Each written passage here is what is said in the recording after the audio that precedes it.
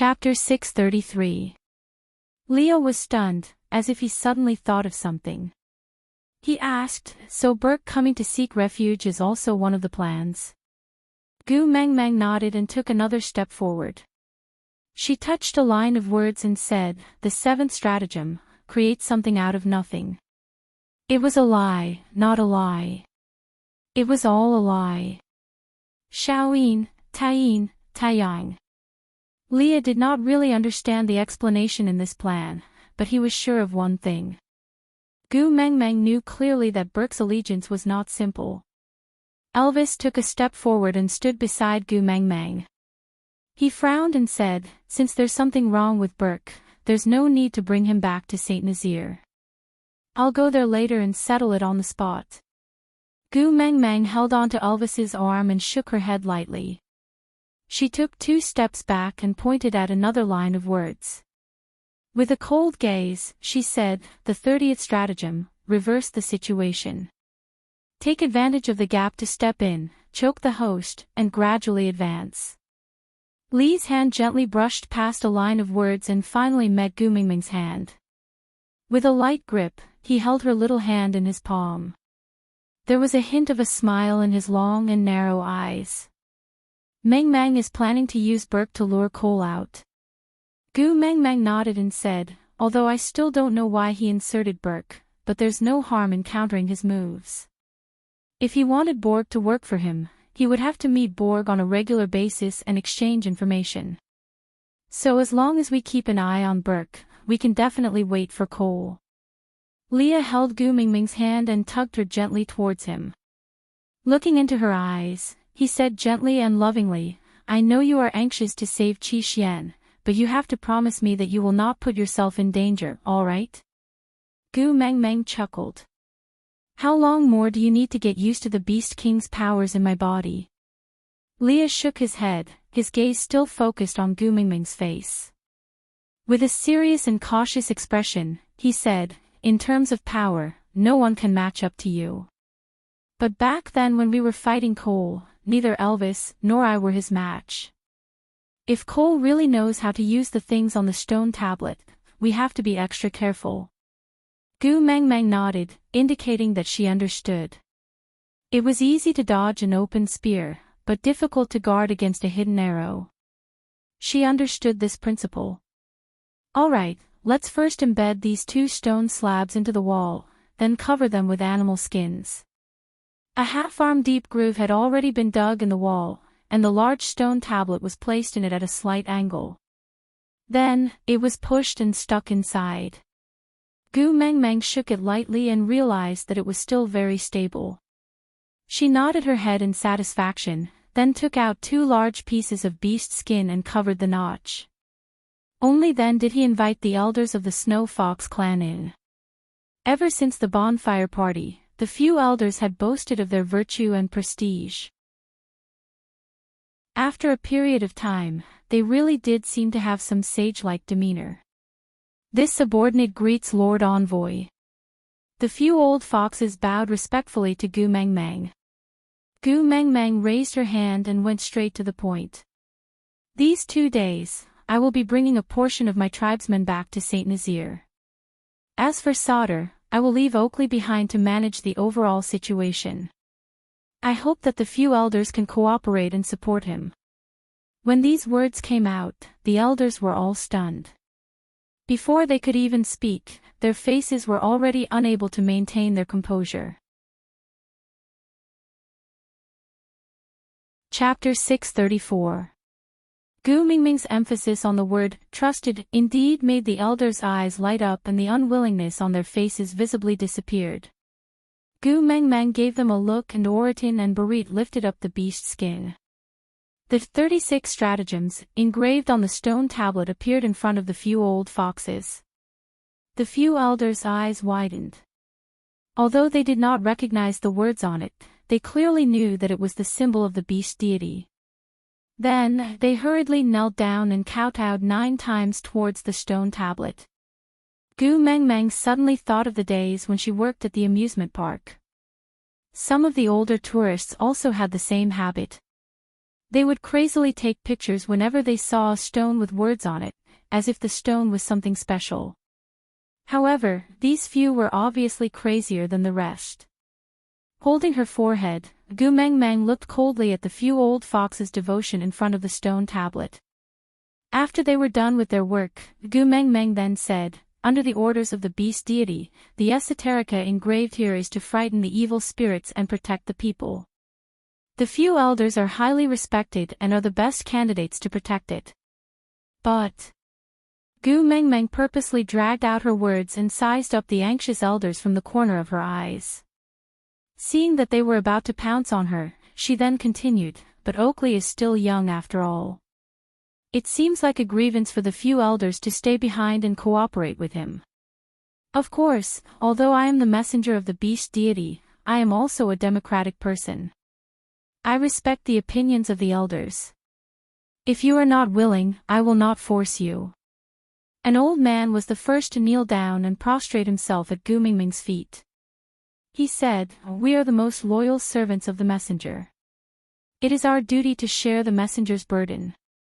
There is no grievance, no force.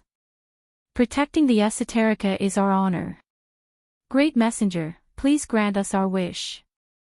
I am willing to stay behind and cooperate with the witch Dr. Oakley." With one taking the lead, how could the rest be willing to fall behind? Thus, Gu Meng Meng used 2 stones to settle these few old foxes.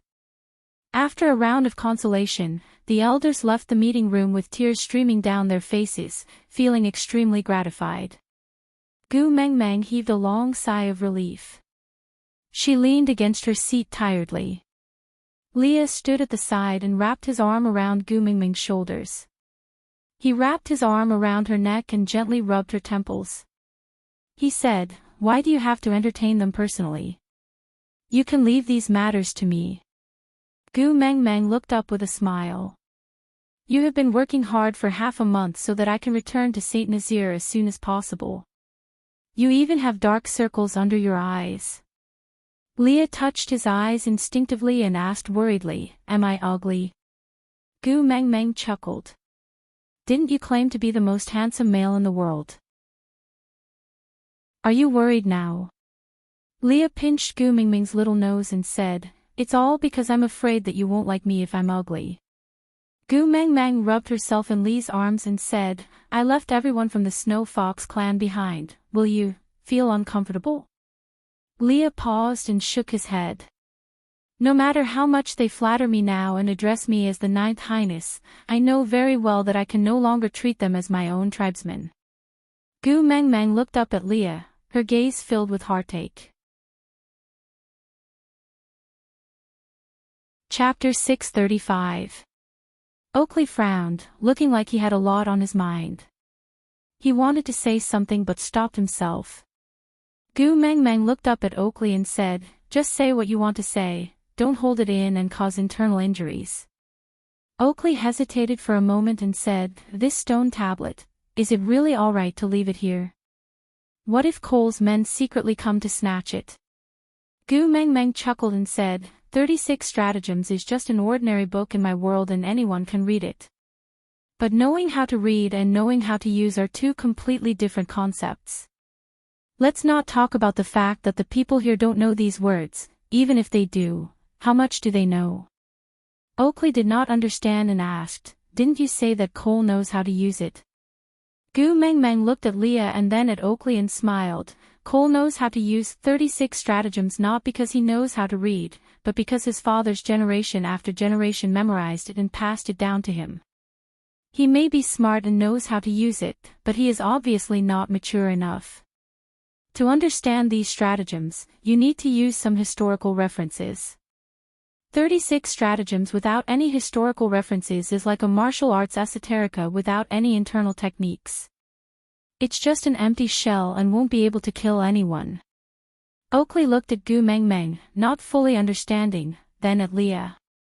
Leah rubbed Gu Meng Meng's head with a doting expression, then glanced at Oakley and said, "Listen to Gu Meng Meng's arrangements, you don't need to understand, just do as I say." Oakley still felt uneasy but there was nothing he could do. After thinking for a long while, He looked up and asked, if something happens in Sauder that I can't handle, how do I inform you? Gu Meng Meng looked at the door and said softly, stop hiding, come in. After some rustling, a male with a feminine face walked into the meeting room. He only looked at Gu Meng Meng from the corner of his eyes and bowed politely, saying, Saintess. Snake had made her the Saintess of the Snake King Valley and announced that from the moment she took up the position, the meaning of the Saintess would be different from before. Snake had originally promised her to remove this title, but it was too late. Forget it, this title was also a memento left by Snake. Anyway, no one could force her to do anything, Saintess it be. Wabi I sent you? Gu Meng Meng asked. The snake beast nodded and replied, Wabi ordered us to stay by your side. If we encounter any trouble, we are to send word back to the Snake King Valley and let them resolve it. Gu Meng Meng chuckled. She knew very well that Wabi only wanted to protect her because of Snake. You stay in Sauder to help Oakley. If you meet with any troublesome situation, you just need a little snake to send a message to Saint Nazir, Gu Meng Meng said. The snake beast's face darkened.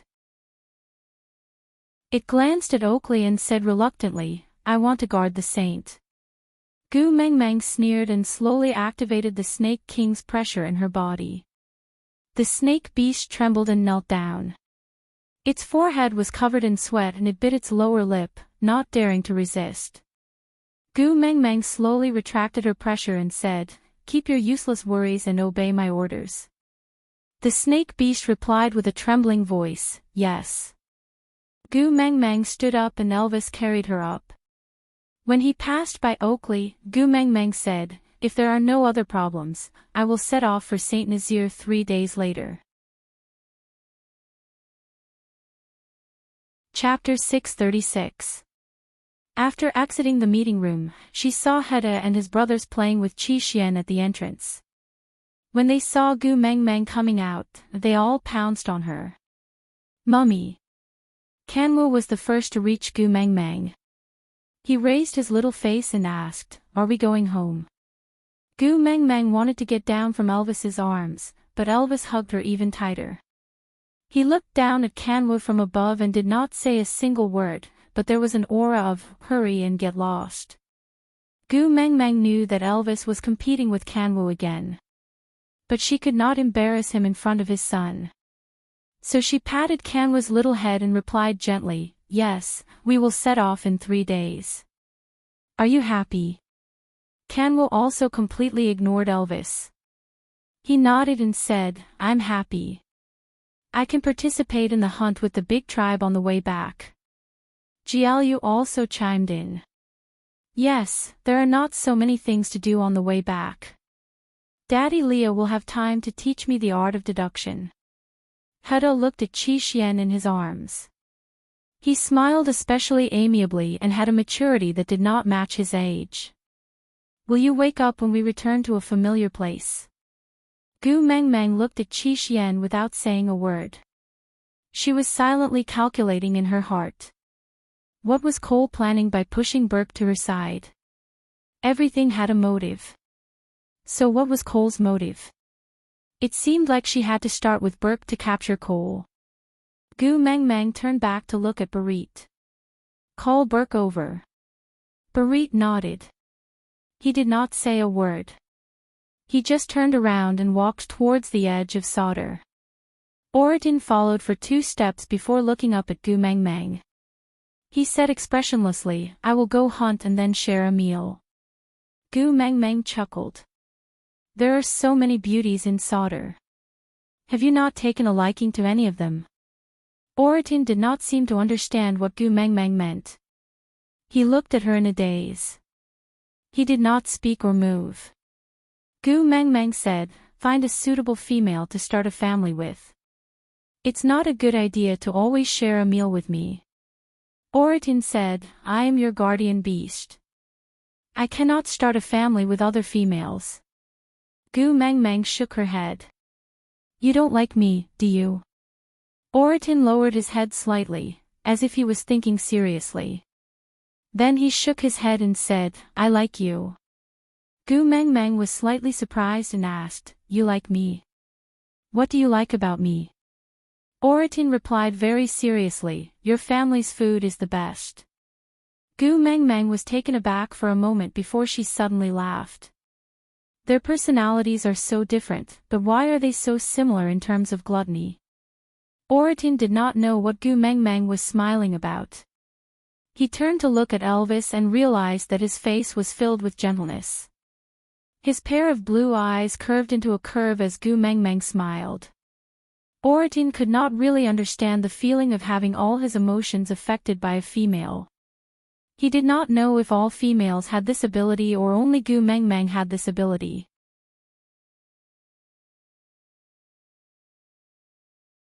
Chapter 637. Gu Mengmeng did not insist any further. She no longer had the passion she had when she helped Sandy and Colin build the bridge. She did not want to interfere too much in other people's lives. When Elvis carried Gu Mengmeng back to the stone house, Barit and Burke were already waiting at the door. Barit straightened his back when he saw Gu Mengmeng. His long, soldier-like face had become even more resolute in the past 2 months and he was even more taciturn. It was as if other than in front of Gu Mengmeng, he did not even open his mouth to speak much. "I've brought her." Barit opened his mouth, as if he was reporting for work, concise and to the point. With that, he returned to stand behind Elvis and continued his role as the messenger's guard. He did not speak much and did not steal the limelight. If one did not look closely, he would look like a background version of Gu Mengmeng. Elvis carried Gu Mengmeng and sat on the stone steps at the door. Leah swayed his tail and walked past Burke. He paused for a moment and chuckled. He did not say anything and just walked to the simple stove to start a fire. Gu Mengmeng sat in Elvis's arms lazily. She glanced sideways at Burke and smiled. 3 days later, I will be returning to St. Nazaire. You and your tribesmen can follow me back. Burke clenched his fists by the sides of his body and slowly released them. He did not dare to look straight at Gu Mengmeng and could only stare at her shadow that was elongated by the sun. Frowning, he replied, "Can we stay and solder? My tribesmen are already too old, they cannot withstand the frequent travel." Gu Mengmeng was taken aback. "You're not coming with me?" Gu Mengmeng asked. Could it be that Cole's motive for arranging for Burke to come here was not for her but to regain control of solder? Burke shook his head with difficulty. "I want to go with you, but if I leave, there will be no one to provide food for my tribesmen." Originally, the 2 half-orc females in our tribe could recruit family members through mating after joining a new tribe and continue to take care of our tribesmen. But Solder did not lack females at all. How could 2 half-orc females snatch resources from the group of complete females who were at the top of the tribes? Even Maya and Sandy, who were considered average-level half-orc females, did not manage to recruit a single new member after coming to Solder, let alone the old, weak, sick and disabled who were burdened with their entire families. Of course, Sandy was very satisfied with Colin and wouldn't give any other male a chance.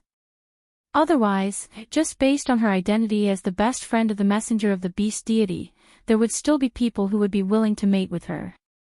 Gu Mengmeng nodded and did not force him. "Since that's the case, I won't force you. You can go back."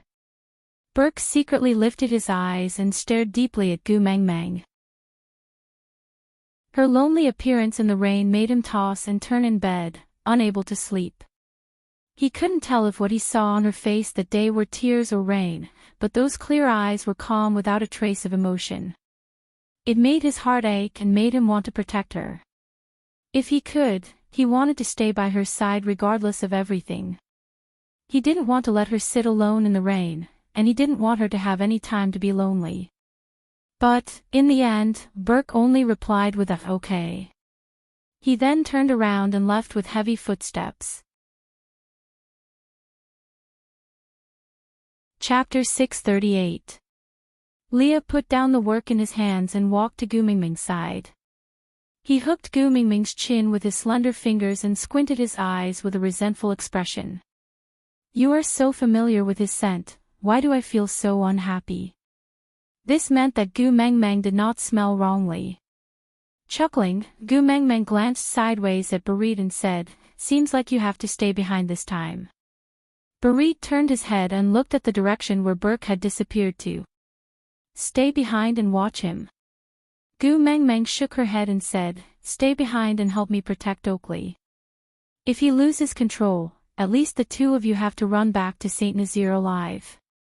Barit retracted his gaze and looked at Gu Mengmeng. He pursed his lips and finally replied, All right. But Leah did not give up.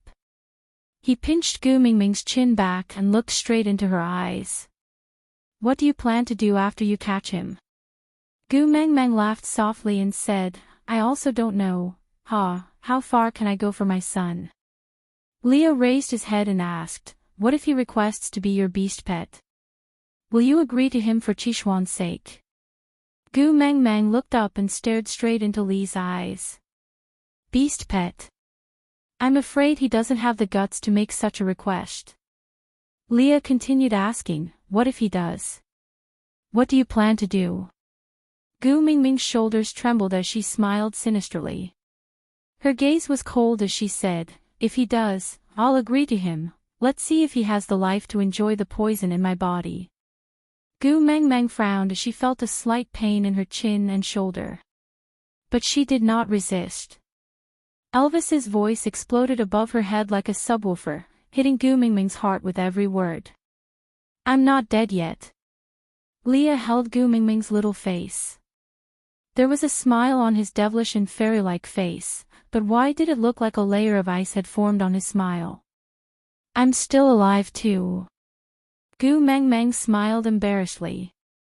I know. I was just saying casually. Li's smile grew colder and colder. Even though his voice was calm, it gave off an oppressive feeling as if a storm was brewing.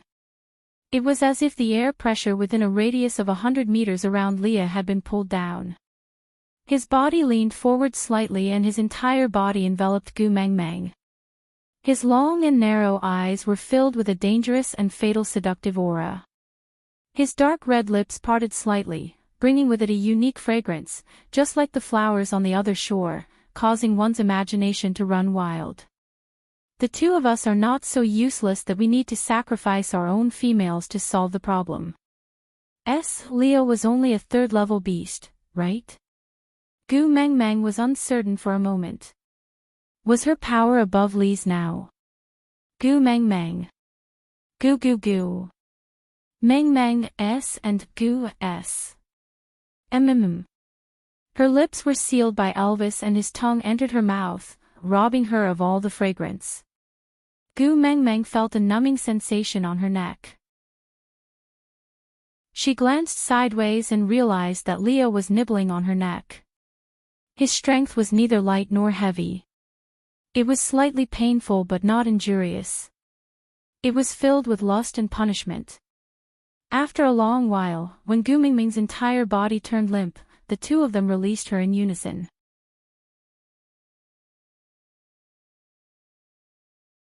He placed Gu Mingming's little hand by his lips and kissed it. Then, he looked straight into Gu Mingming's eyes and said, If it can make you happy, we don't mind having a few more family members. It didn't matter if it was a partner or a pet, as long as it could make you happy. But, don't let it be Cole, he's too dangerous and dirty. Gu Mengmeng smiled and said, You and Elvis are enough for me. I don't need any more partners or beast pets. Barit, Oriton, Ian, I don't want any of them. Cole. Needless to say. Don't worry, all right. Aside from the topic. Chapter 640. 3 days later, Gu Mengmeng set off for St. Nazaire. Other than Oakley and Barit, the rest of the St. Nazaire tribesmen who had migrated over during the attack on Cole followed Gu Mengmeng. A few of the snow foxes also wanted to follow Gu Mengmeng back to St. Nazaire, but were stopped by Leah using the 2 stone tablets. The 16 valued females, Maya and Sandy, 18 big families and some single males who had yet to mate, walked out of Sauter's main entrance in a majestic manner. Looking back, Oakley, Barit and the snake beast sent by Wabi were standing at the door like abandoned dogs, looking at them from afar. Gu Meng Meng sighed softly and turned back. Elvis tightened his arms around her waist and asked, worried. Gu Meng Meng nodded and said, Barit is just a third-level beast. If he really meets Cole, he can't even protect himself. How can he protect Oakley? I just feel, it's too risky. Elvis said, should we send someone to the Snake King Valley to send a message and invite Wabi over to protect them in secret? Gu Meng Meng thought for a moment and shook her head, saying, let's not talk about how Cole wouldn't dare to show himself if Wabi is around. Also, with Wabi's temper. I'm afraid that Barit and Oakley will die in Wabi's hands before Cole arrives.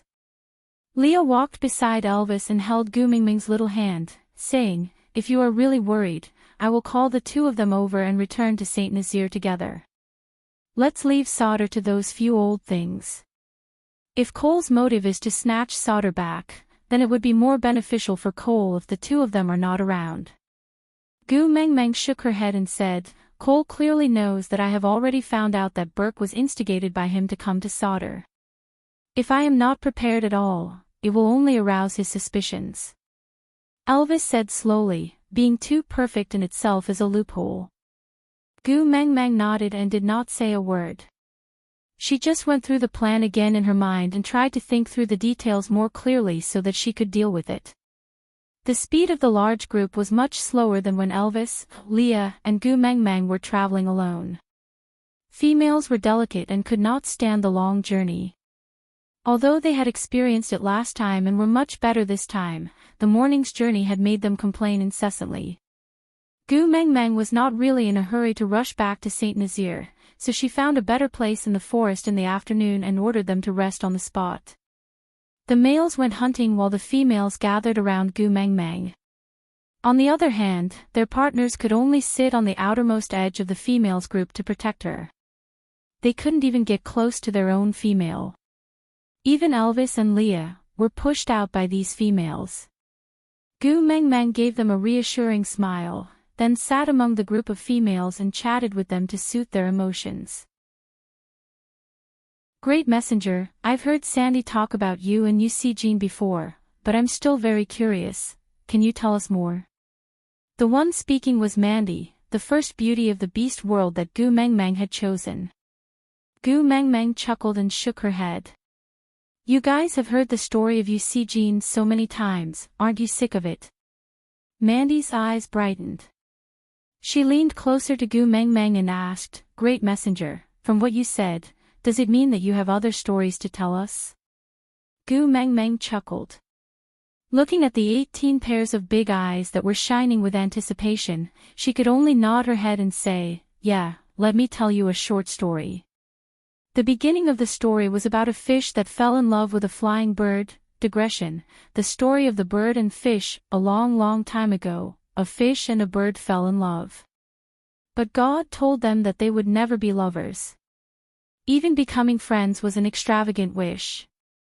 Even if they loved each other, this lifetime was unattainable. The fish hated the restraints of the seawater and longed for the feeling of being free and aloof in the blue sky. The bird hated the empty blue sky and longed to bathe in the seawater and walk in it. Chapter 641. Although it was a story, it was actually just a script for a play that Gu Meng Meng had performed in the past when she was working at the amusement park. The entire play was about 40 minutes long, but with Gu Meng Meng narrating it alone, it was at most 10 minutes long. The people who went hunting returned one after another. From afar, Gu Meng Meng could see her two meat buns mixed in with the group. Jiaoyu stayed behind to take care of Qi Xian and pestered Leah to tell him some deductions, so he did not go hunting with them. Meanwhile, Heda and Kanwo followed the rest of the group. Seeing her sons, Gu Meng Meng's expression became much gentler. She clapped her hands and said, All right ladies, today's story ends here. Everyone go back to your own males and have a good rest. After dinner, we will continue our journey in the afternoon. The females still wanted to hear more stories, but did not dare to pester them too much. Mandy and Sandy each took the lead to evacuate a few females before the rest of the group dispersed one after another. Mandy stood behind Gu Mengmeng, feeling rather bashful. She tugged at Gu Mengmeng's skirt and asked softly, "That flying bird that fell in love with the fish, is it Ian?" Gu Mengmeng was stunned for a moment, before shaking her head in exasperation. Everything about the beast world was good, except for this habit of letting one's imagination run wild. Gu Mengmeng gently held Mandy's shoulders and said, "That's just a story, don't think too much about it. Hurry and go back. Your males are still waiting." Mandy nodded, but her eyes secretly peeked up at the treetops. Gu Mengmeng knew that this clearly meant that Ian was one of the main characters in the story. Forget it, let her fantasize all she wants. After sending Mandy off, the two meat buns that had returned from hunting ran to Gu Mengmeng. "Mummy, here."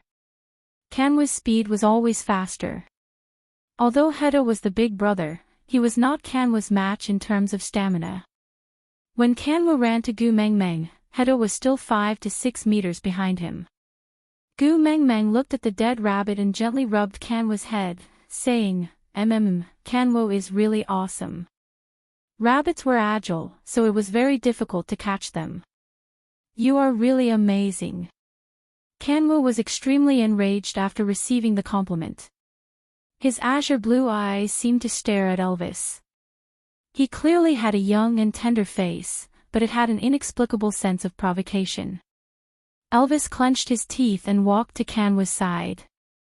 He grabbed the back of his neck and lifted him up to eye level, saying coldly, "Don't you know the rules?" Kanwa bared his fangs and brandished his claws, but he could not even touch a single strand of Elvis's hair. Gritting his teeth, he said, "The prey is for my mother, it's fine as long as my mother likes it, why are you so nosy?" Elvis pinched Kanwa's face and forcefully turned his head to look at the dead rabbit. Then, he said coldly, word by word, "Do you think my wife would like that ugly piece of trash whose skin and flesh were all torn apart?" Kanwa's face twitched. Kanwa choked and could not say a word.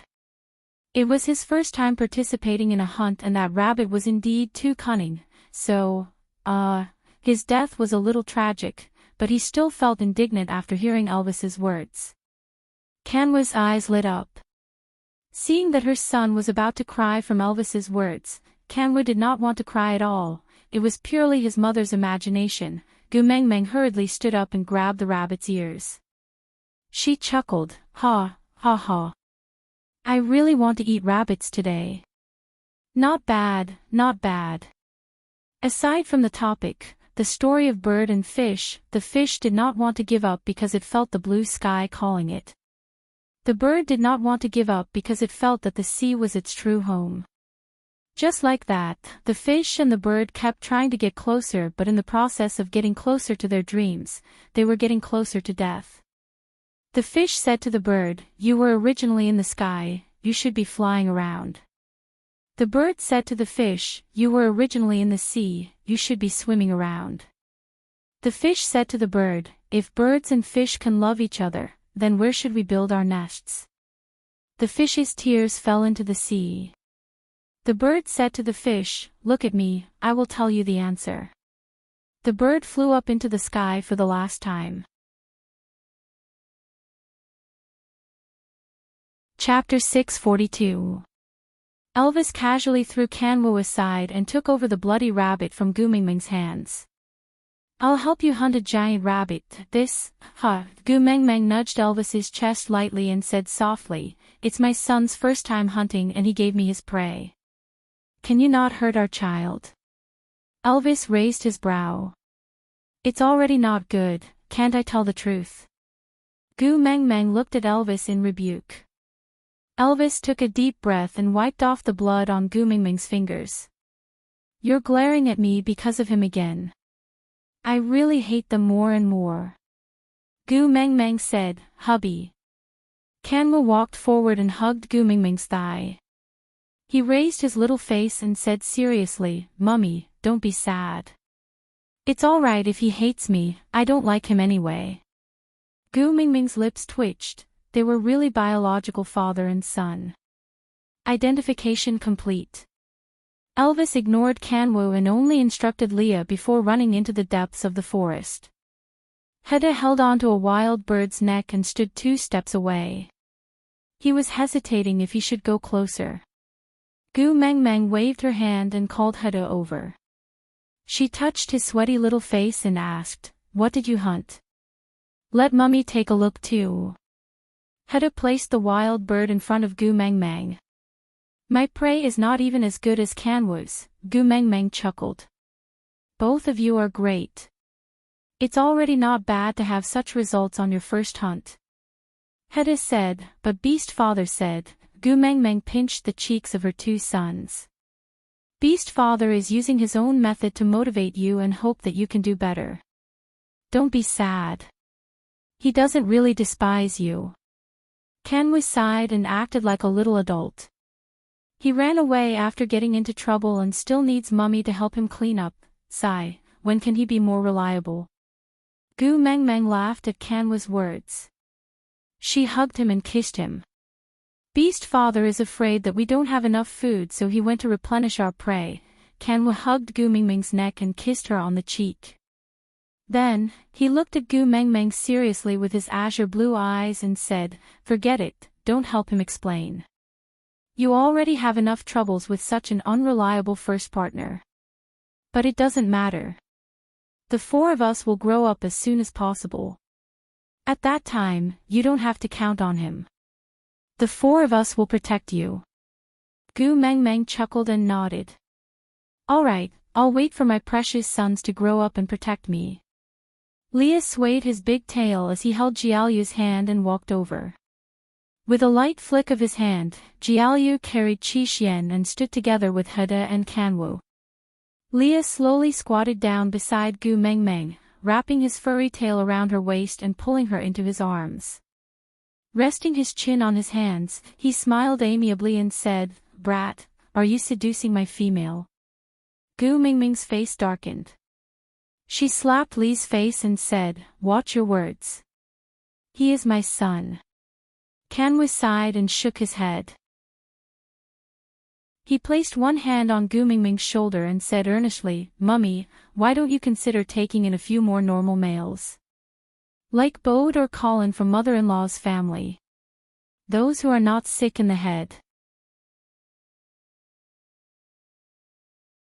Chapter 643. Li's nonchalant words made Yuan Sherwu's hair stand on end.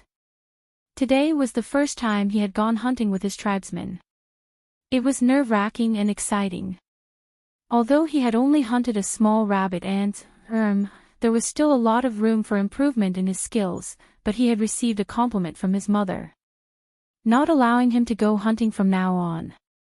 Why not just chop off his 4 limbs and be done with it? He bared his teeth at Leah, looking like he was about to explode. He felt that if Leah was not carrying Gu Mengmeng in his arms, Kanwu would definitely pounce on him and bite him. Jiaoyu tugged at Kanwu lightly and whispered something into his ear. Kanwu paused for a moment and smiled sneakily for a second. Then, he instantly lost his temper and sat on the ground. He lifted his little face and looked at Gu Mengmeng with a pair of watery blue eyes, melting Gu Mingming's heart. He sniffled and pouted, looking like he was about to cry but could not. "Mummy, do you not like the little rabbit I hunted? You also despise the prey I gave you, right?" "So, whoa. Jiaoyu's little scheme was too obvious in Gu Mingming's eyes. But seeing through everything did not stop her from feeling sorry for her son. Gu Mengmeng pinched Leah and struggled out of his arms to hug Kanwu. She comforted him softly. "Kanwu, be good. Kanwu, don't cry. Mummy really likes the prey Kanwu gave to Mummy. You have done very well. Mummy is proud of you." Kanwu said, Whoa, but I can't hunt any more for Mummy. Sob. can I no longer receive Mummy's compliments?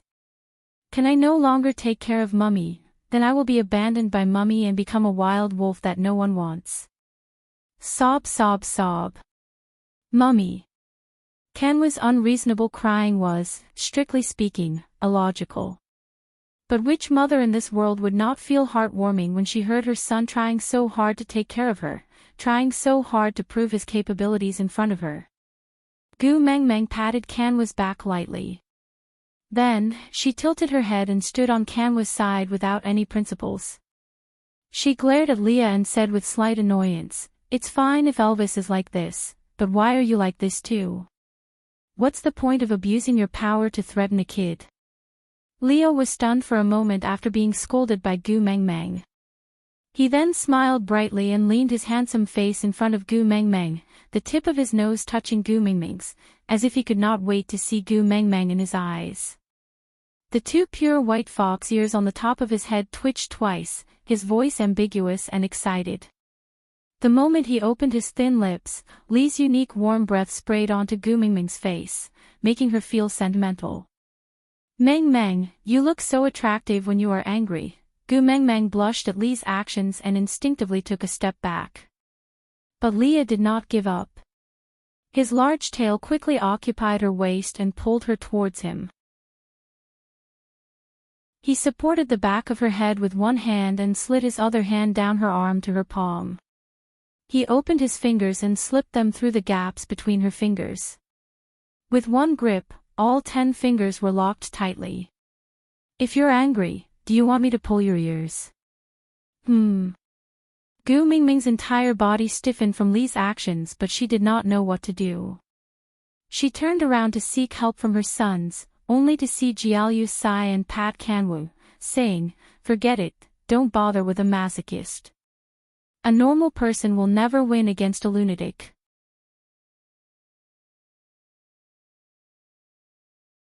Chapter 644. The 4 sons sighed and walked away quietly. Gu Meng Meng face-bombed. What happened to the promised fatherly love and tall and lofty image? Why were these 2 fellows in her family disliked by their sons one after another? Was there really something wrong with her taste in men? Gu Meng Meng felt a deep sadness. Elvis did not need too much time to hunt, so not long after the 4 little ones left, Elvis was already carrying a huge rabbit that was 3 times the size of his human form back. Gu Meng Meng felt it was quite novel to see a whole prey after such a long time. Pushing Leah away, Gu Meng Meng walked to Elvis and looked at the owner who had purposely placed his prey beside Kanwa's little rabbit. Then, Elvis prodded the huge rabbit's skull with one hand and placed his palm on his temple. He sighed and said, "Is it a sense of achievement to win against your own sons?" Elvis hugged Gu Meng Meng into his arms and kissed her forehead gently. Then, he said, "We have to let him know who is the boss in this family." Gu Meng Meng shook her head helplessly and said, "Do you know that you and Leah are already 2 perverts in our sons' hearts?" Elvis shrugged his shoulders nonchalantly and said, "Let them think whatever they want, I don't care." Gu Meng Meng sighed helplessly and accepted her fate. She did not force it. Leo leaned over and placed one hand on Elvis's shoulder while the other hand stroked his own tail in boredom. He said, I was reprimanded just now." Elvis frowned and looked at Leo with a serious expression. He asked, "Really? Xiao Meng reprimanded you?" Li's eyes lit up and he nodded his head excitedly. It was as if being scolded was an extremely honorable thing. Elvis was also a little agitated. He asked, "Anything else? Did you take action?" Li's gaze darkened and he shook his head dejectedly. "No." Elvis also sighed softly and said regretfully, "Forget it, it's already not easy to lose your temper and reprimand someone.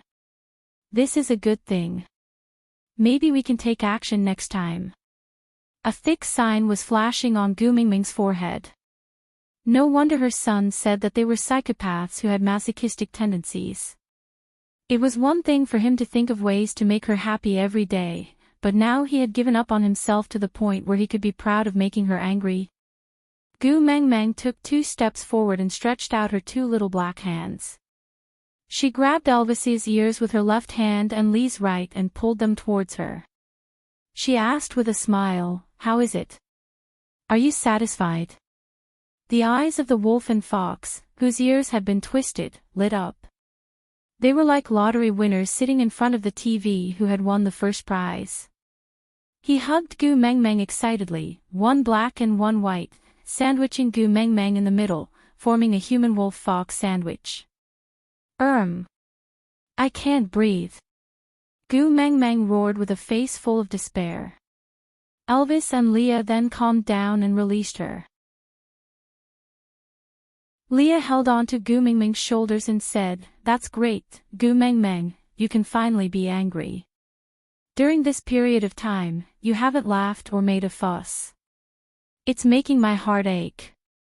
It's good that you're angry. It's good that you have mood swings. I'll go cook for you. It'll be ready soon." With that, Leah kissed Gu Meng Meng's face heavily. Then, he swayed his tail and went to deal with the giant rabbit. It was not an exaggeration to say that Gu Meng Meng saw countless blooming flowers spinning around Leah. Chapter 645. After 3 days of journey, they had already covered half of the distance from Sauder to Saint Nazaire. The closer they were to Saint Nazaire, the more uneasy Gu Meng Meng felt. She always felt that there was a pair of eyes watching her in the dark, but she couldn't find anyone when she checked in private. Even Ian, who was hovering in the air, did not notice anything suspicious, so Gu Meng Meng could not help but attribute it all to homesickness. At night, a bright moon hung in the sky. The bright moonlight revealed a trace of coldness, like a white gauze curtain enveloping everything in the night. The verdant and tall ancient trees exuded a strange atmosphere in the darkness, causing people to involuntarily feel a sense of awe. Everything was quiet. It was a night suitable for a good sleep. Suddenly, a shrill howl tore apart the silence. Gu Meng Meng opened her eyes abruptly. Elvis and Leah had already stood on her left and right, protecting her securely. Gu Meng Meng frowned and asked, "What's going on?" Elvis gave Leah a look and Leah immediately leaped out and started to control the scene.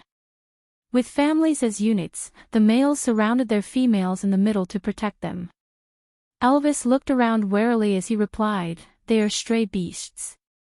Stray beasts. Gu Meng Meng's knowledge of these 3 words was limited. She only knew that it was an exiled orc, cold-blooded and heartless. The only time she had seen it was not long after they had mated. A few stray beasts were lured into the cave by her singing. Elvis was severely injured and unconscious at that time. Leah stayed in her cave. Gu Meng Meng felt a wave of disgust as she recalled the scenes of them eating her comrades. Frowning, he asked, "Can't we just expel it with our beast pressure?" Elvis said, "If it's only the 2 of us, this method would be the simplest and most effective." But Elvis's gaze swept across the crowd, especially the 18-week females, who were so frightened by the stray beast's voice that they almost burst into tears. "If we release our beast pressure, before the stray beasts are scared away, half of them would be scared to death." Gu Meng Meng frowned in frustration and sighed. "Go and help Leah. Do your best to protect the tribesmen. Don't worry about me. No one in the beast world is my match now." Elvis hesitated for a moment but still nodded his head. He did not care what would happen to Saint Nazaire, but he knew that she cared. Elvis and Leah arranged the defense as quickly as possible based on their tacit understanding. Ian led the Eagle Owl tribe and circled twice in the sky. With a caw, they pointed out the enemy's location. Elvis frowned and cursed softly, "Damn it, we're already surrounded." Elvis, Leah and Oriton formed a triangle and guarded the outermost edge. Ian led the Eagle Owl tribe to control the overall situation in the air, waiting for an opportunity to launch a sneak attack. Gu Meng Meng narrowed her eyes and clenched her fists tightly. She looked at the pairs of ghostly green eyes closing in on her from all directions. There were quite a few of them, and they were all level 3 or 4. Releasing beast pressure was the simplest method, but the fighting members would definitely fall to the ground before the other side. What to do? While Gu Mengmeng was thinking, the battle had already begun.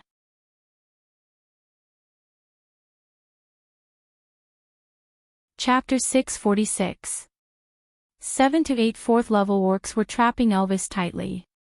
Elvis could not casually unleash his beast pressure, or else the beast pressure from these few 4th level beasts would be enough to suppress 80% of his fighting power. Physical combat was the only way out. But even though he was strong, it was not easy for him to escape from the stray beast's reckless fighting style. Leah maintained absolute calmness during the battle. Even though it was a little strenuous for him to face 2 3rd level orcs, he did not retreat a single step and defended a corner with all his might. The Eagle Owl tribe led by Ian circled in the sky, occasionally swooping down to catch a stray beast that was alone. Then, they would quickly return to the sky and use their sharp claws to tear the stray beasts to shreds before landing heavily on the ground. Oriton was used to the stray beast's fighting style, so he was evenly matched with a 4th level orc. No one had the upper hand. Colin and Sandy had leveled up to 3rd level after mating. Perhaps it was because he did not participate in the previous battle, he seemed to be fighting with all his might this time. But the difference in levels was absolute. Against a 4th level stray beast, Colin's body was quickly covered in wounds of varying degrees. The rest also fought fiercely with their families as a unit. The scene was bloody and violent, with broken limbs flying in front of Gu Mingming's eyes. She thought she would be afraid, but the heat in her heart was not fear, but excitement. She wanted to participate in the battle, and even tear the enemies apart with her own hands. Gu Mengmeng was very clear that this excitement did not belong to her, but to Snake's boiling blood that had settled in her body.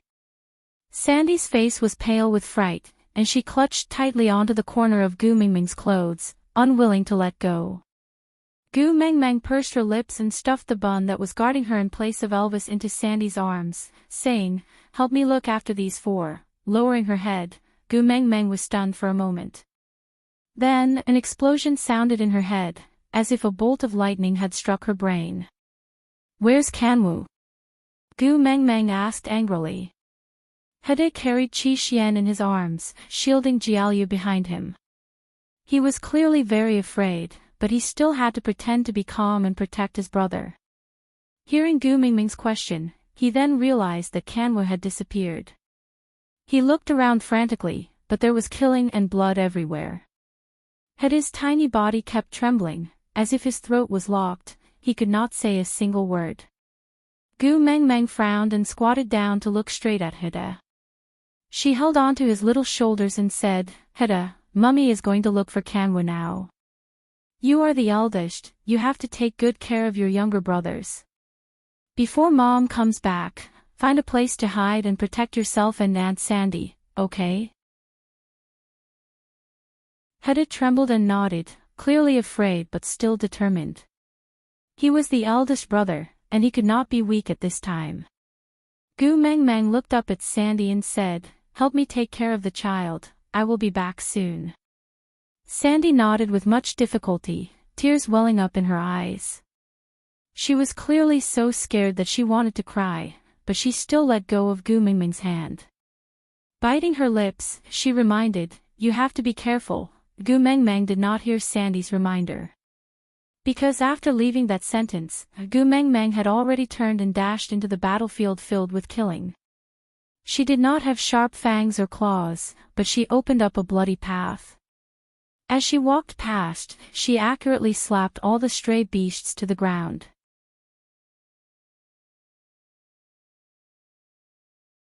Chapter 647. Gu Mingming's eyes kept searching for Kanwu's figure amidst the chaotic killing. A wild jackal with bloodshot eyes leaped up after biting off an orc's throat, pouncing towards Gu Mengmeng. Gu Mingming's eyes did not see the incoming danger. Instead, her body reacted instinctively based on Risnella's battle memories. She lifted one leg in an instant, and the moment her height exceeded the jackal, she slammed it down harshly. Her heel directly smashed onto the jackal's nose, creating a huge pit when it landed on the ground. Gu Mengmeng did not lower her head to look, but continued searching for Kanwu. The jackal only had half a head left, and its brain matter was splattered everywhere. However, no one showed any mercy. Gu Mengmeng did not emit her beast pressure but still attracted the attention of the stray beasts like a magnet. Perhaps it was because a female walking around in the battlefield was too eye-catching that the stray beasts all resorted to extreme attacks to get rid of the entanglement in front of them. They then surrounded Gu Mengmeng in 2s and 3s. Elvis was afraid that Gu Mengmeng would be hurt. His eyes were bloodshot and he could not care less about hurting himself. He released his beast pressure and instantly suppressed the few 4th-level orcs surrounding him. He then quickly ran to Gu Mengmeng's side and protected her in his arms. "Why did you run out? Are you hurt?" Gu Mengmeng's gaze was still darting around. She said anxiously, "Kanwu is missing. I want to find him." Elvis frowned and his eyes shone fiercely. "You are putting yourself in danger for that little wolf pup again." Gu Mengmeng pushed Elvis's hand away. She raised her leg and kicked away the stray beast that had recovered from Elvis's beast pressure and was about to attack her from behind. She then shook her head and looked at Elvis. "This level of attack is not dangerous to me." Elvis clenched his teeth and said harshly, "The most regretful thing I have done in my life is to let you give birth to them." Elvis carried Gu Mengmeng by the waist and spun her around to protect her against his chest. He turned around abruptly and glared at the bloody beast less than an inch away from his neck with his bloodshot eyes. He squeezed out 2 words through his teeth. "You're courting death." The thick tail was like a steel whip as it viciously lashed at the waist of the ambusher. The stray beast was sent flying 7 to 8 steps away, its intestines and innards scattered along the way, finally disappearing into the bloody ground. Gu Mengmeng separated herself from Elvis's arms and said, "Let's split up and search. We must find Kanwu safe and sound. I can't have another son whose life is uncertain." Elvis really wanted to bite Kanwu to death after finding him, but when he met Gu Mengmeng's worried eyes, he still nodded. He frowned and said, "You're not allowed to get hurt." Gu Mengmeng nodded in agreement. "I know. You be careful too." With that, Gu Mengmeng continued to look for Kanwu in another direction. On the other hand, Elvis clenched his fists and forced himself to turn around as well. He wanted to find that bastard son who was courting death on the battlefield as soon as possible. Only then could Gu Mengmeng stay at the back with peace of mind and not enter this filthy and bloody battlefield. A white figure flashed into Gu Mengmeng's eyes. The snow fox that was supposed to be spotlessly white was now covered in a sinister red color. Its flesh was flipped and blood was flowing out. Leah was injured. Chapter 648. If this bite landed, even if Leah did not die, he would be severely injured. At that critical moment, Gu Mengmeng clenched her fists tightly and her body shook.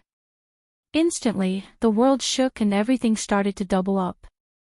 No matter what level the orcs were at, they all fell to the ground at the same time. Worry and fear controlled Gu Mengmeng's emotions. She released her beast pressure unconsciously and did not even realize that Li's danger had been resolved. A warm embrace hugged the explosive Gu Mengmeng tightly and a gentle voice rang beside her ear, "Xiao Meng, it's all right now. Don't be scared, don't be scared." Pfft! Elvis spat out a mouthful of blood from behind Gu Mengmeng's ear. The blood stung Gu Mengmeng's eyes and instantly brought her back to her senses. Turning around, she saw Elvis's weak but relieved smile slowly falling down. Gu Mengmeng reached out to grab him but could not grab hold of Elvis's body.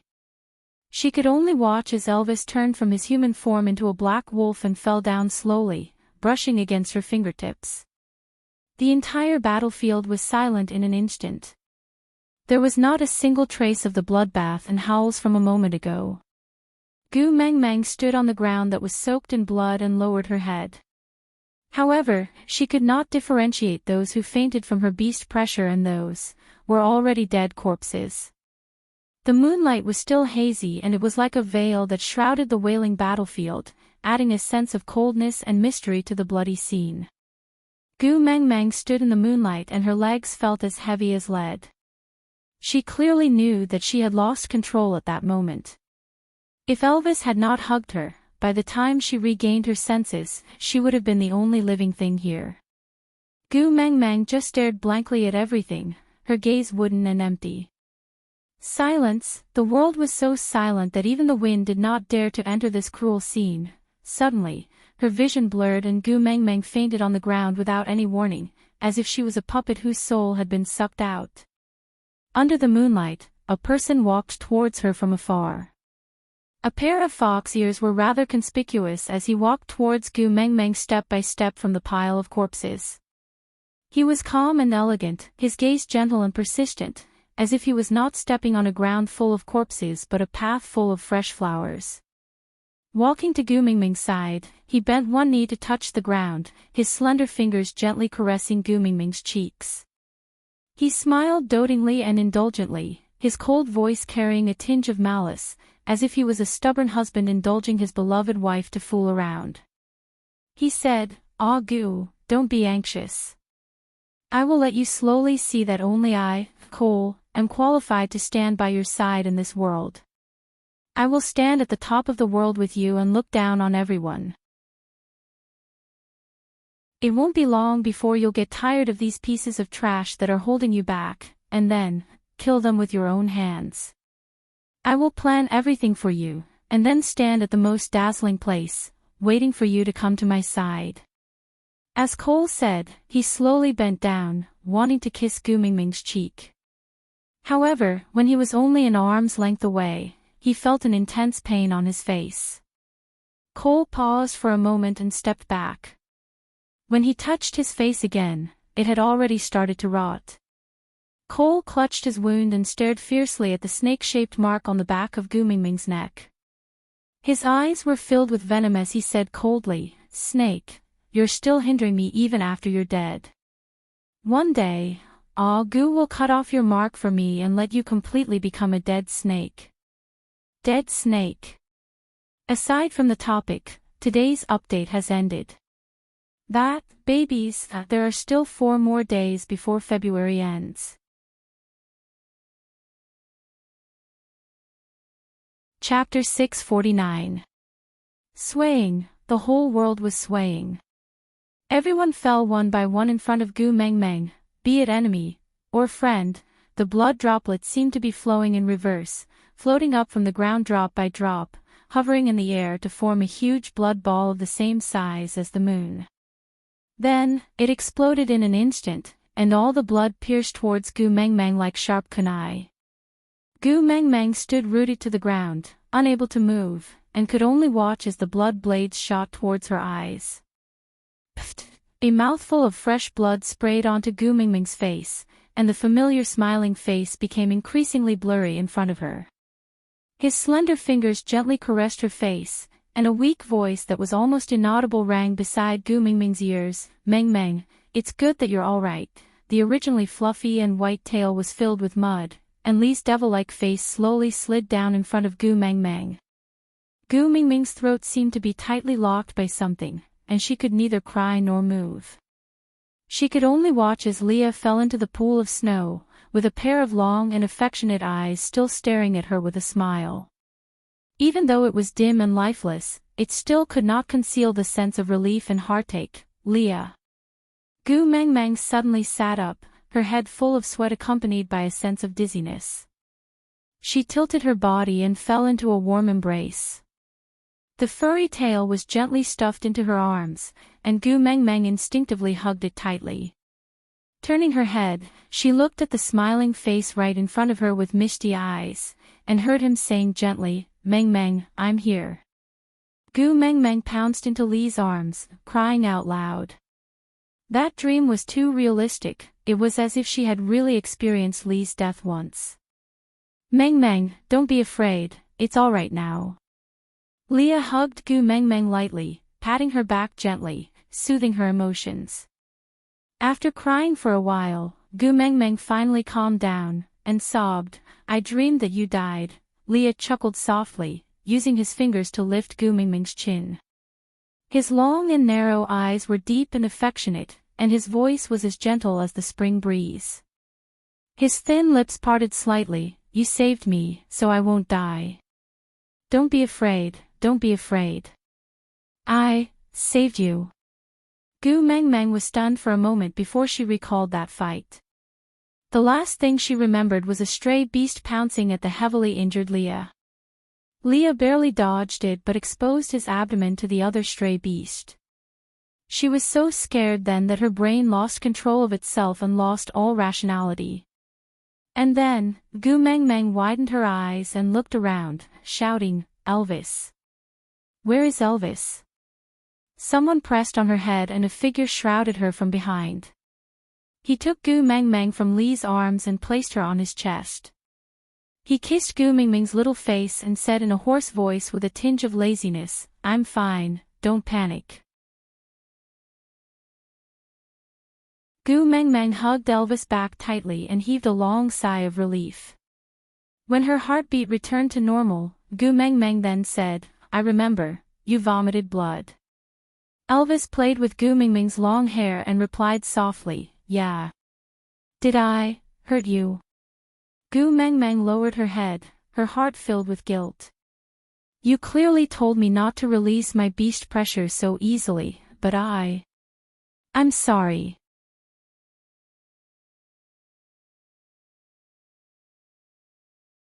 Chapter 650.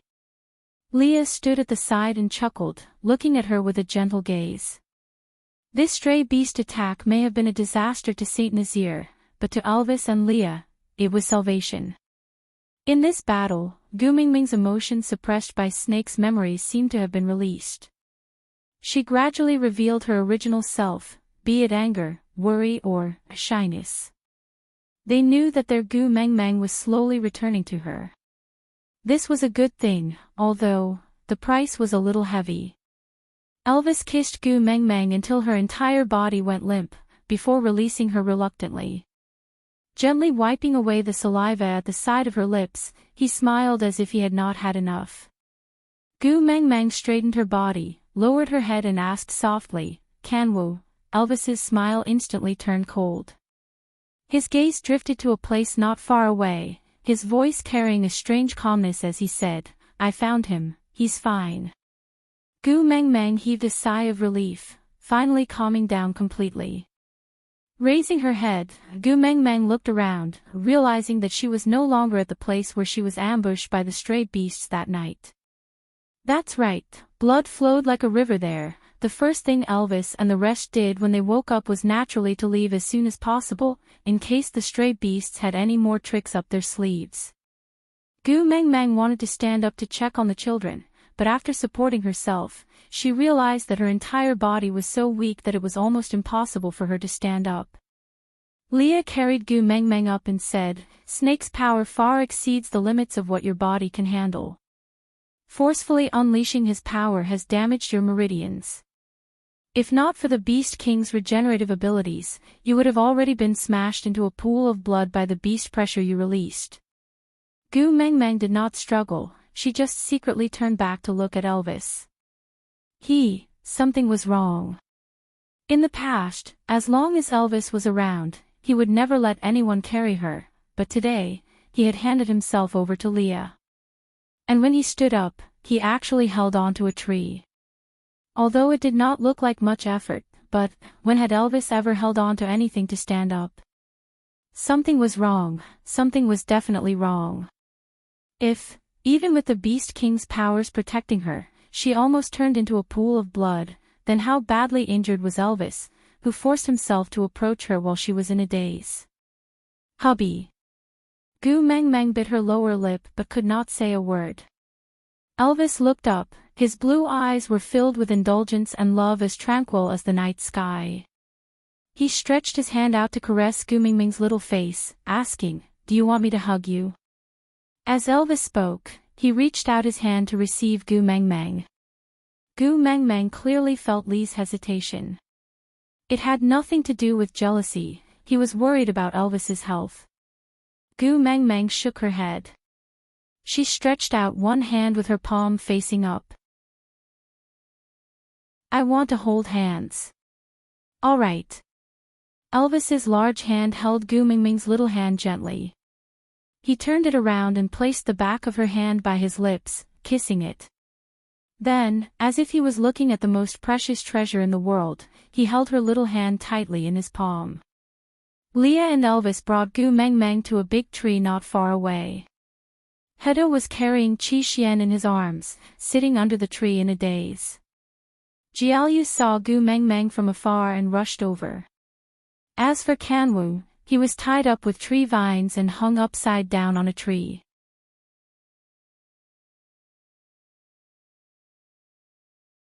Chapter 651.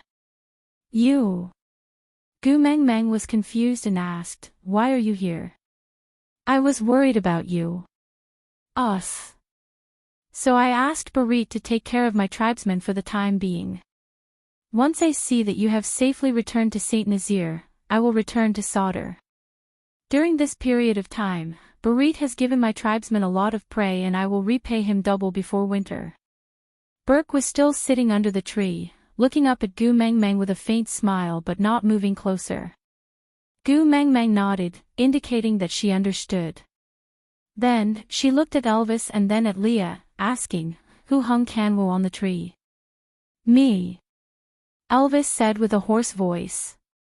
Gu Meng Meng frowned and turned back to meet Elvis's blue eyes. He was injured because of her, so she could not bring herself to criticize him.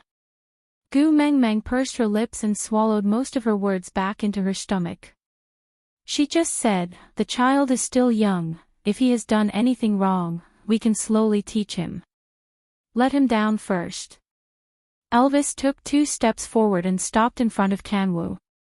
He turned around and leaned against the tree trunk. The sunlight shone through the layers of tree shadows and the mottled rays of light landed on his surroundings. He placed his slender hands on Kanwu's back and gave him a nonchalant push. "Rascal, do you think you can come down now?" Kanwu bit his lips and swayed for a long time before stabilizing his body. He raised his head stubbornly and looked at Gu Meng Meng. His azure blue eyes were like the sky that had been washed by water, so clean and clear that his sadness was clearly visible. Gu Mingming's heart twitched under Kanwu's gaze. She instinctively wanted to hug him in her arms and comfort him, but before she could raise her hand, she heard Kanwu say with a thick nasal voice, "Mummy, I'm sorry. It's all because I overestimated myself and charged into the battlefield recklessly, implicating you in danger. My tribesmen paid a painful price for my recklessness and you were unconscious for 2 days and 2 nights because of it. I did something wrong and should be punished. Please don't plead for me, let me bear the responsibility myself." Gu Mingming's heart ached terribly. Leah carried Gu Meng Meng to Kanwu's side as if he could read her mind. Gu Meng Meng hugged Kanwu in her arms and patted his back lightly, saying, "Silly child, it's not your fault. The stray beasts suddenly attacked us, you just wanted to protect Mother and the rest of the people. There's nothing wrong with that. You can't be blamed." Kanwu's tears, which he had been holding back for 2 days, broke down at Gu Mingming's gentle words. He wailed at the top of his voice until he could not make a sound. His face was red and he looked like he was about to suffocate. Gu Mingming's heart ached terribly and she hurriedly coaxed him, "Kanwu, don't cry, be good." Kacha, the tree vines binding Kanwu, broke apart. Gu Meng Meng was not mentally prepared and her body was weak, so she did not manage to hold on to Kanwu, causing him to fall onto the ground in a pathetic manner. This time, Kanwu was in a daze from the fall and he even forgot to cry. He stared at Elvis, who was standing in front of him with his azure blue eyes. He was so stunned that he did not know how to react. Elvis tilted his head and frowned. His eyes were cold and his entire body was emitting a sinister aura. It would not be surprising if he raised his leg and stomped Kanwu to death in the next second. He was born as a wolf, yet he cried so stupidly. And he's even my son. How annoying.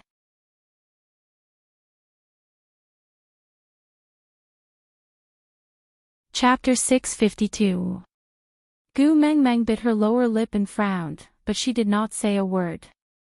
Being educated by a father was a key factor for a child, especially a boy, to establish the foundation of his personality.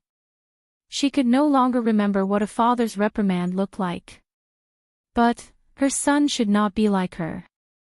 Elvis slowly squatted down, his face still shrouded in a layer of darkness. He looked at Kanwu with an unfriendly gaze that even carried a murderous aura. You should think of ways to make up for your mistake if you know you made a mistake, and not apologize while shedding cowardly tears. Kanwu's tears were still welling up in his eyes, but he stubbornly bit his lip and forced his tears back. He just glared at Elvis, as if he wanted to use this method to prove that he was different from what Elvis had said. Elvis sneered and pinched Kanwu's little face. He said with some disdain, your eyes are not bad. But it is not wise to provoke a strong opponent that you cannot defeat. I will surpass you one day. One day. Kanwu roared. Elvis stretched out his sharp claws and swung it at Kanwu's back. Kanwu instinctively wanted to dodge, but he clenched his teeth and shut his eyes, using all his strength to control his body. He could not dodge, he could not run away. Otherwise, it would be equivalent to admitting defeat. There was no pain as he imagined. Kanwu secretly opened one eye and realized that the tree vines binding him had already broken into pieces, while he was completely unharmed. Elvis stood up and turned his back to Kanwu. He glanced sideways at him coldly and said, "The more afraid you are, the more you have to remain calm. Closing your eyes in front of a strong opponent is equivalent to giving up your own life." Kanwu staggered to stand up, his little fists hanging by his sides. His shoulders were raised and his chin was tucked into his collarbone. He looked up and glared at Elvis fiercely. Elvis turned around and did not look at Kanwu anymore. He said calmly, "You did not do anything wrong by rushing into the battlefield. Because my son is never a weakling that needs protection. Your fault is that you are not strong enough." Kanwu's little body seemed to be bearing a huge weight. His arms were trembling from his tightly clenched fists. He no longer roared, but was unbelievably calm. His voice was calm and not timid. He said, "Hey, will you teach me? Teach me to become stronger." Elvis let out a low laugh. He turned around and glanced sideways, his lips curving into a contemptuous smile. His voice was full of sarcasm as he said, "On what basis?" Kanwu lowered her head and did not look at Elvis anymore. After staying silent for a while, she spoke again, "Before I surpass you, can you protect my mother well? If you weren't my son, these words would be enough for me to kill you." Kanwu took a step forward and raised her head to look at Elvis. There was an expression on her face that did not match her age. She was simply a miniature version of Elvis, with the same cold smile, the same disdain and the same provocation. "Why do you have to say it as if you love me? You didn't kill me because you didn't want Mom to be sad." Elvis chuckled, admitting it. Kanwu took another step forward and stared straight at Elvis. "I will defeat you, I definitely will." Elvis's face was filled with disdain as he said, "Just a little brat who only knows how to cry when something happens? All right, since you're my son, I'll wait and see."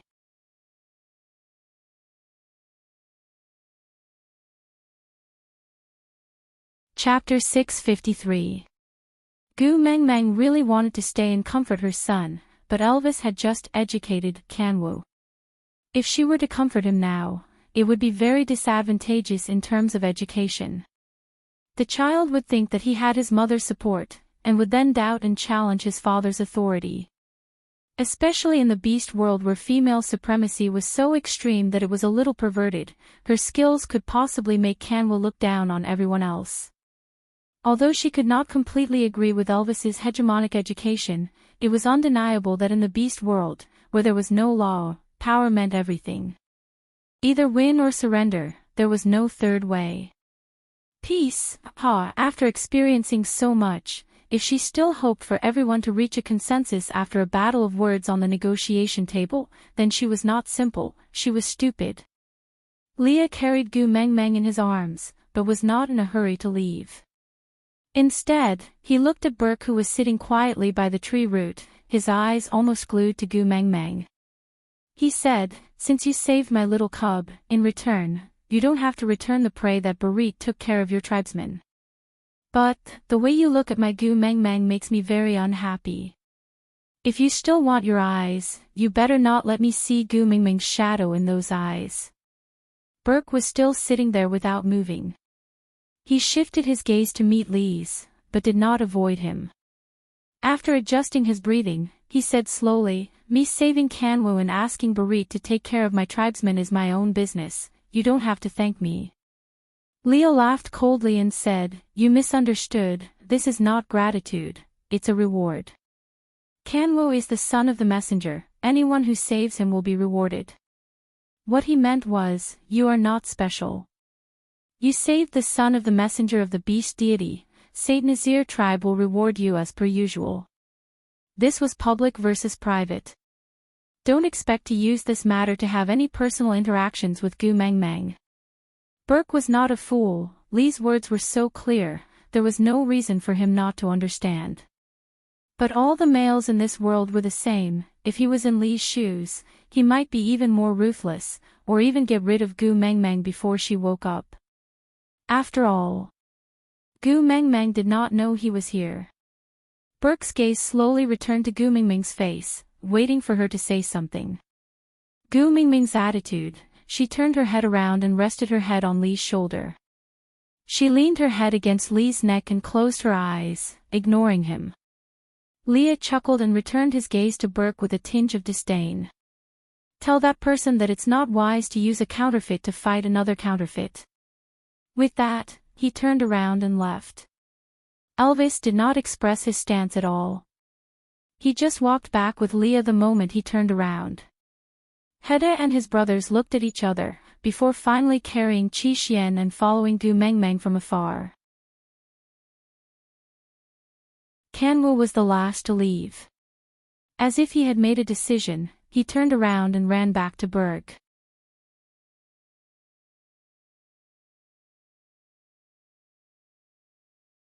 Chapter 654.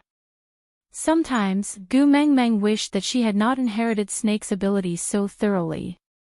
If she did not have such sharp observational skills, she might have joked around with Oritin and teased him for being a glutton with facial paralysis. But, what should she do?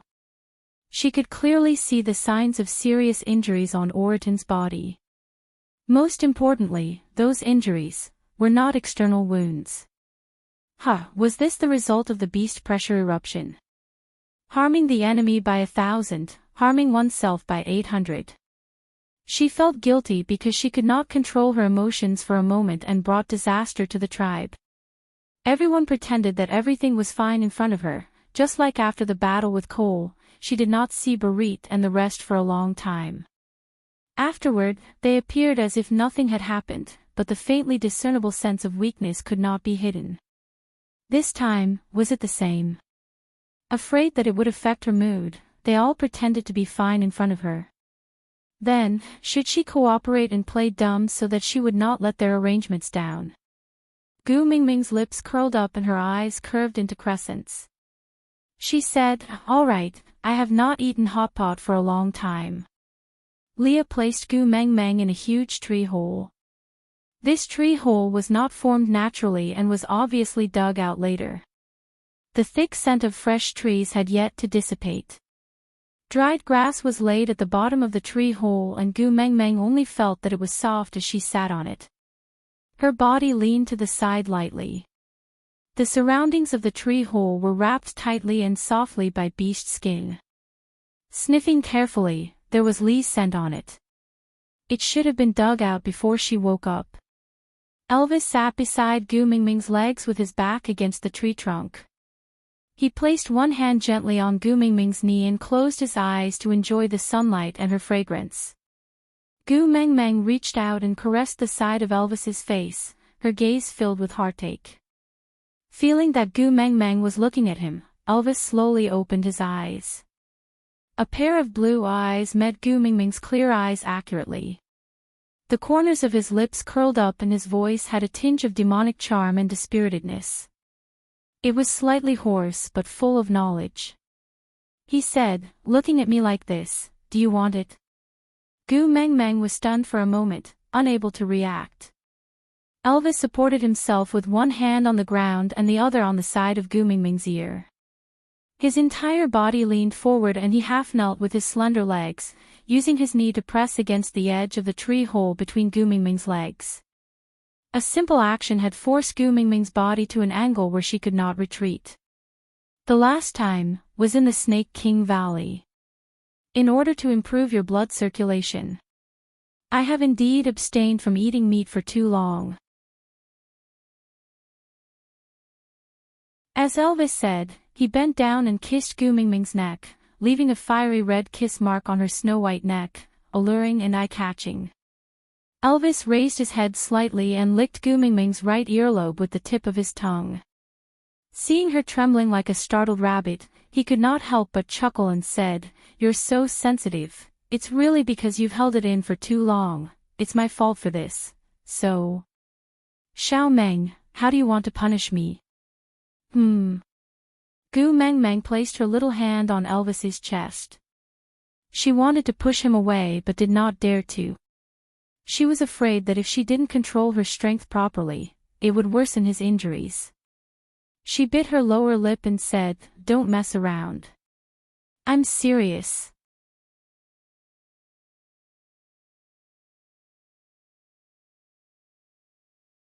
Chapter 655. Gu Mengmeng lowered her head, her face flushed red as she mumbled softly, "There's poison on my body. It's fatal, I know." As Elvis spoke, he kissed his way down her neck, the tip of his tongue gently brushing past Gu Mingming's collarbone. With a hoarse voice, he said, "But I'm willing." Gu Mengmeng placed her hands on Elvis's shoulders, her body trembling uncontrollably. Biting her lower lip, Gu Mingming's eyes were misty as she said, "But I'm not willing." Elvis paused and straightened his back.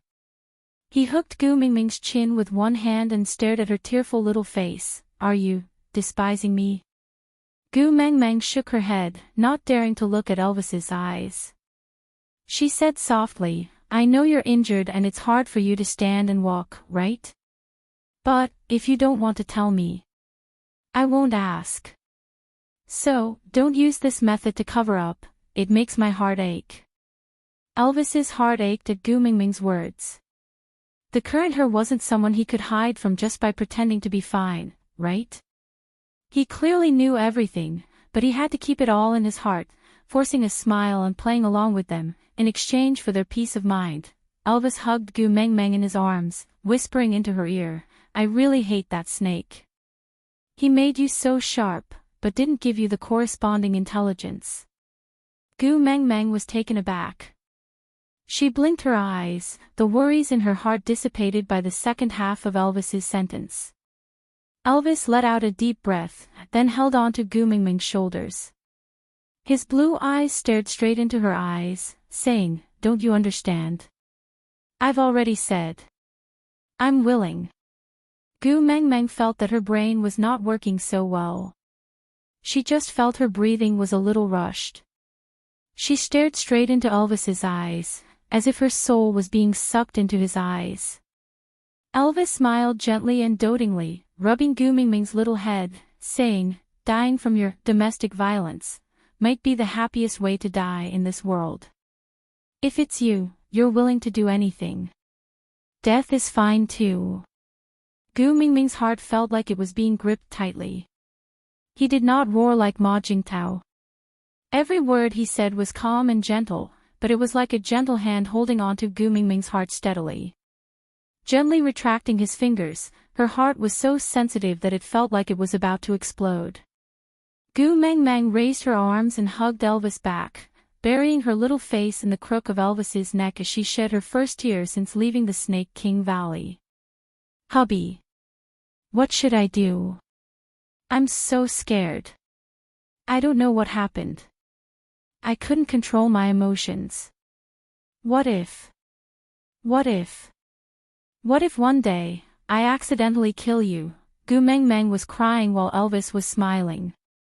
Finally, the sealed door that was forged by Snake's 1,000 years of loneliness was pushed open a small gap. His Gu Meng Meng was escaping from that crack. As long as he could grab her hand, it didn't matter whether he pulled her out or accompanied her in.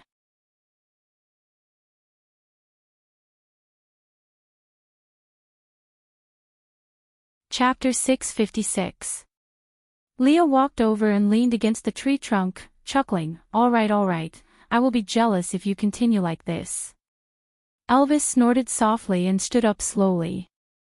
Gu Meng Meng could tell that Elvis's injuries were definitely not healed and he was putting on a brave front. Leah carried Gu Meng Meng out from the tree hole and tapped on her little nose, saying, "Elvis is a 5th-level orc. Although his injuries are not light, his recovery speed is already very shocking. Moreover, don't you still have me around? I will not give him a chance to die in front of me and then watch you cry your heart out for him."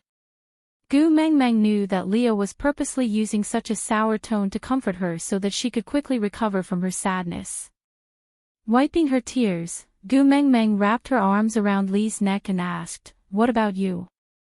Were your injuries very serious?"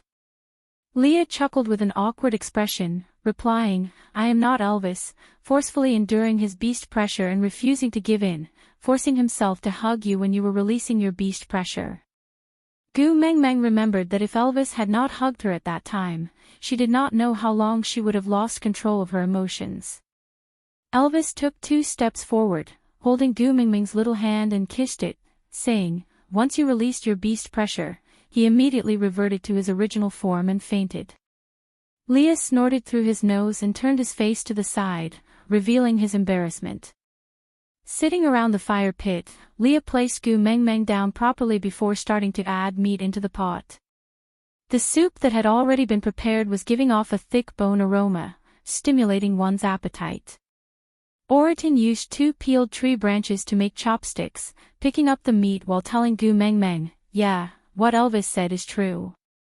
I fainted about a breath later than Leah and also reverted to my original form and lost consciousness." Gu Meng Meng face-bombed, feeling a little speechless.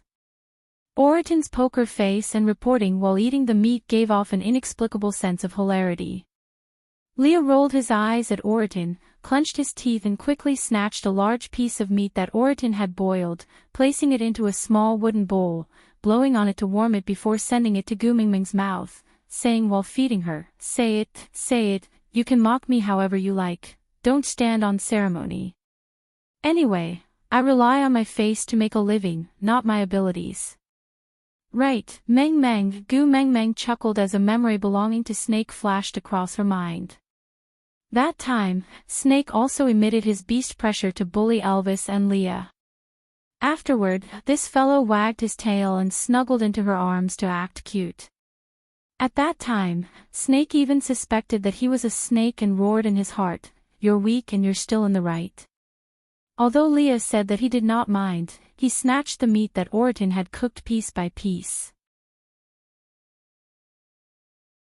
He did not eat it himself and fed it all into Gu Meng Meng's mouth. This caused Oriton to be unable to vent his anger.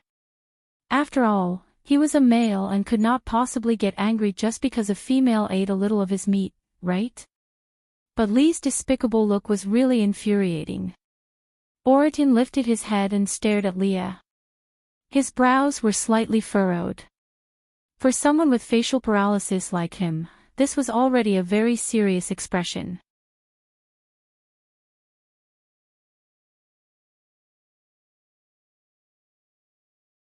Chapter 657. Oriton clenched his teeth and cooked another piece of meat. He did not eat it himself and just placed it in Gu Meng Meng's bowl. Then, he looked at Leah with a blank expression and said, "You don't rely on your looks to make a living, you rely on your cheap, cough. Gu Meng Meng choked on Oriton's words and almost spat out the meat she had just swallowed. Previously, Oriton had also called Leah a despicable, with a straight face. Ah, a knife-wielding hero. Gu Meng Meng thought that Leah would be angry and drag Oriton to a duel to clear his name. In the end, this guy turned his head in an extremely coquettish manner and looked at her with a face full of grievance. He said like a pet dog, "Meng Meng, he bullied me." The corners of Gu Meng Meng's mouth twitched. Not knowing whether to laugh or cry, she asked, "So, you want me to beat him up for you?" Leo looked at Gu Meng Meng seriously, then nodded his head resolutely. Yes, he nodded. Gu Meng Meng held her forehead and forced herself to raise her arm. "My limbs are weak now." Leah pulled Gu Meng Meng into his arms and kissed her little face lightly. His bewitching red lips inched closer and he licked the meat juice on the side of Gu Meng Meng's lips, before retracting his tongue back into his mouth. Then, he moved his thin lips close to her ear and muttered softly, "The way you eat is too alluring, I don't want others to see it. In the future, let's not let Oriton share meals with us, alright?" Gu Meng Meng was speechless. Green veins popped up on Oriton's forehead as he glared at Leah, looking like he was about to charge forward and fight Leah to the death. What kind of joke was this? Snatching food from the tiger's mouth. But Leah didn't mind. He glanced sideways at Oriton and chuckled. "Praise me, or else, once Meng Meng opens her mouth, there's no turning back." Ah, hot pot, barbecue, stewed pork knuckle. I wonder what delicacies Meng Meng will bring later. If I can't eat them, won't you regret it? Oriton clenched his teeth, and fiercely squeezed out a sentence from between his teeth, "You win." Leah chuckled, then looked at Oriton with an evil expression. "You're quite tactful, aren't you? Since you've already submitted, I'll be magnanimous and not stoop to pettiness. I won't let Meng Meng forbid you from coming to our house to eat." Oriton really could not stand Lee's smug look, so he turned his face to the side and stretched out his bowl. "Give me the meat." Leah snorted arrogantly, then quickly scooped up all the meat from the pot and placed it into Gu Meng Meng's bowl. "You are not even my female, and you still want me to take care of you. Don't you have any shame?" On Oriton's forehead, there was a thick and large tick mark. Damn it, being scolded as shameless by a shameless person was so frustrating. Gu Meng Meng chuckled. She picked up a large piece of meat from her bowl and placed it in Oriton's bowl. "Stop fooling around.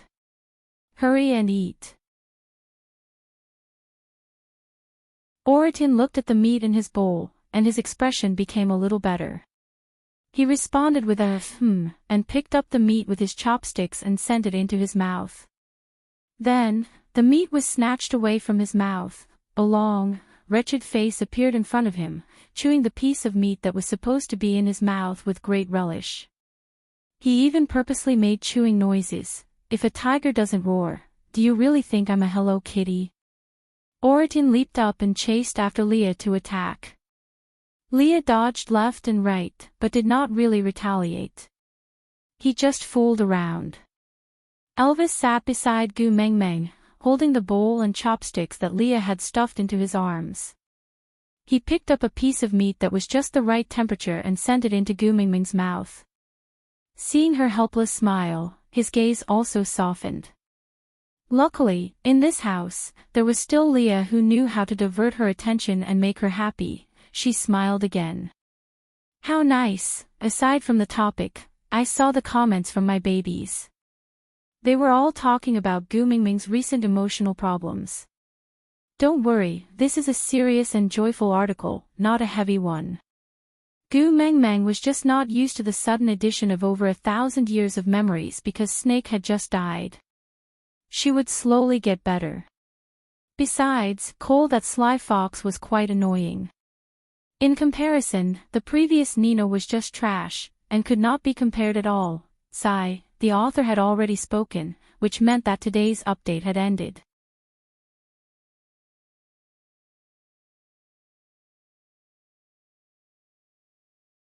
Chapter 658.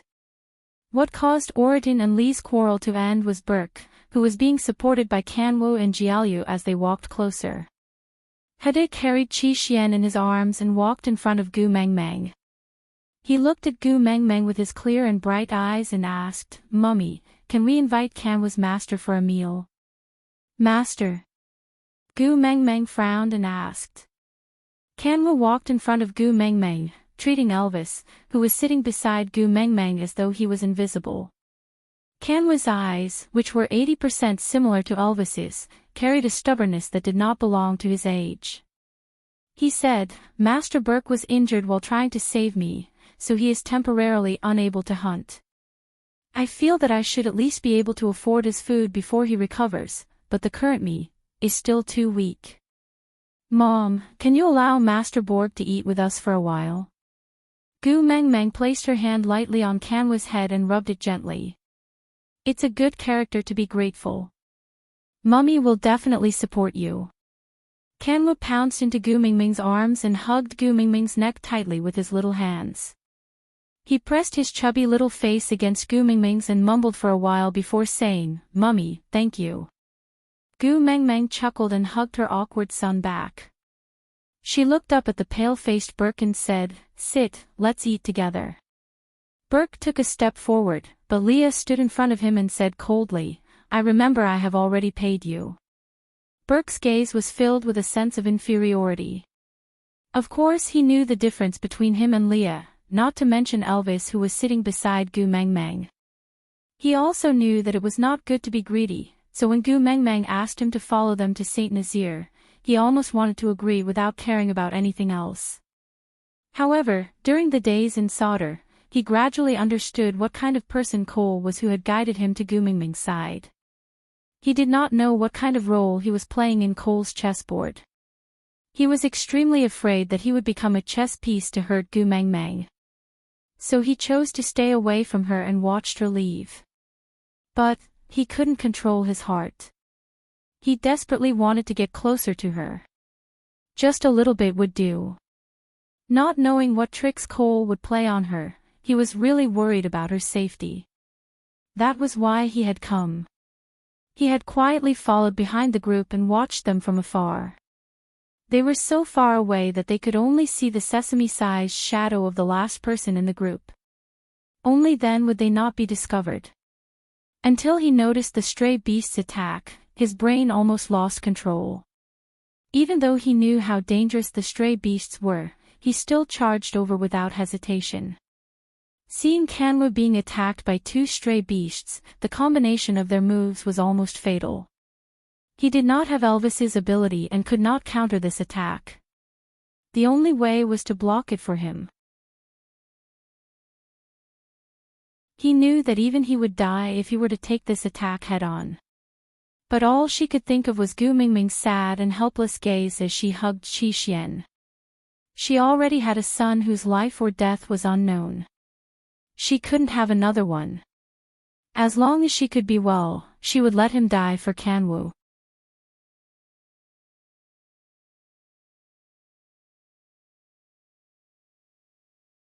Chapter 659. Jialyu took 2 steps forward and gently tugged on Li's beast-skin skirt.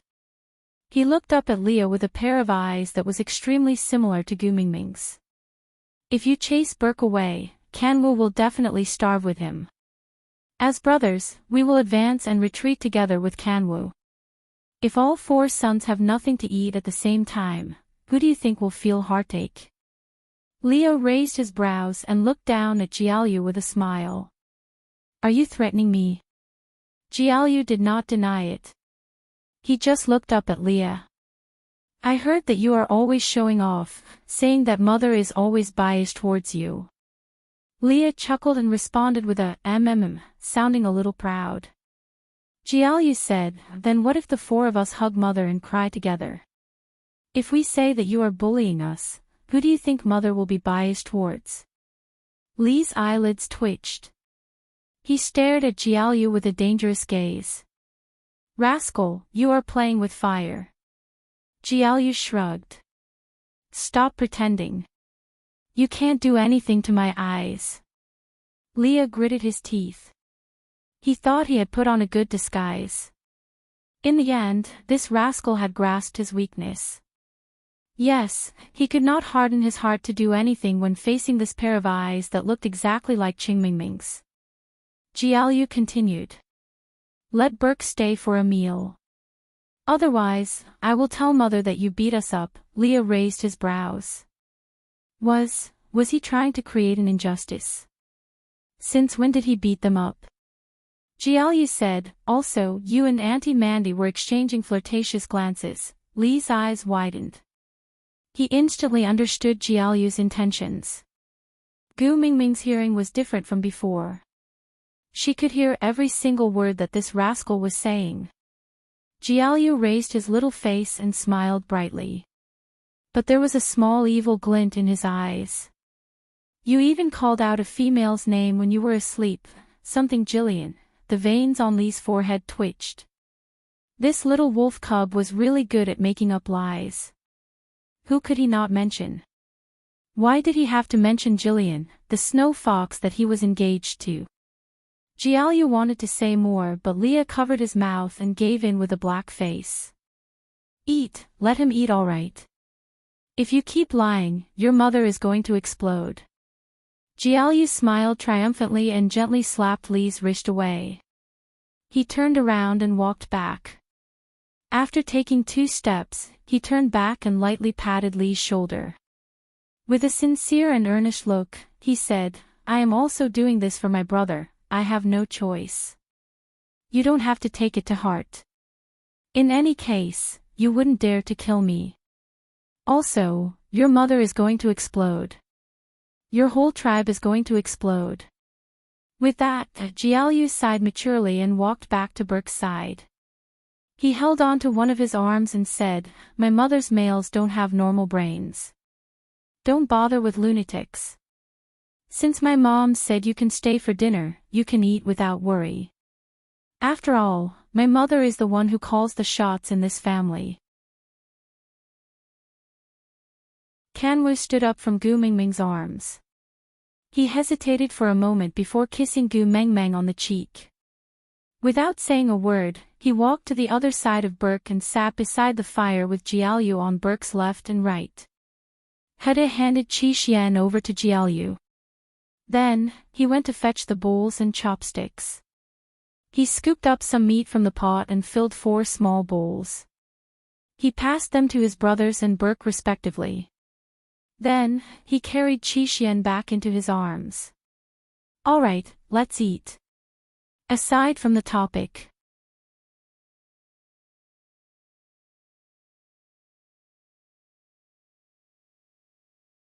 Chapter 660. The atmosphere during this meal was rather strange. Oriton glared at Leah, looking as if he had a poker face and was unable to satisfy his craving. Leah and Elvis's sharp gazes could not wait to poke Burke's body into a honeycomb coal, chewing mouthfuls as if it was Burke's bones instead of meat.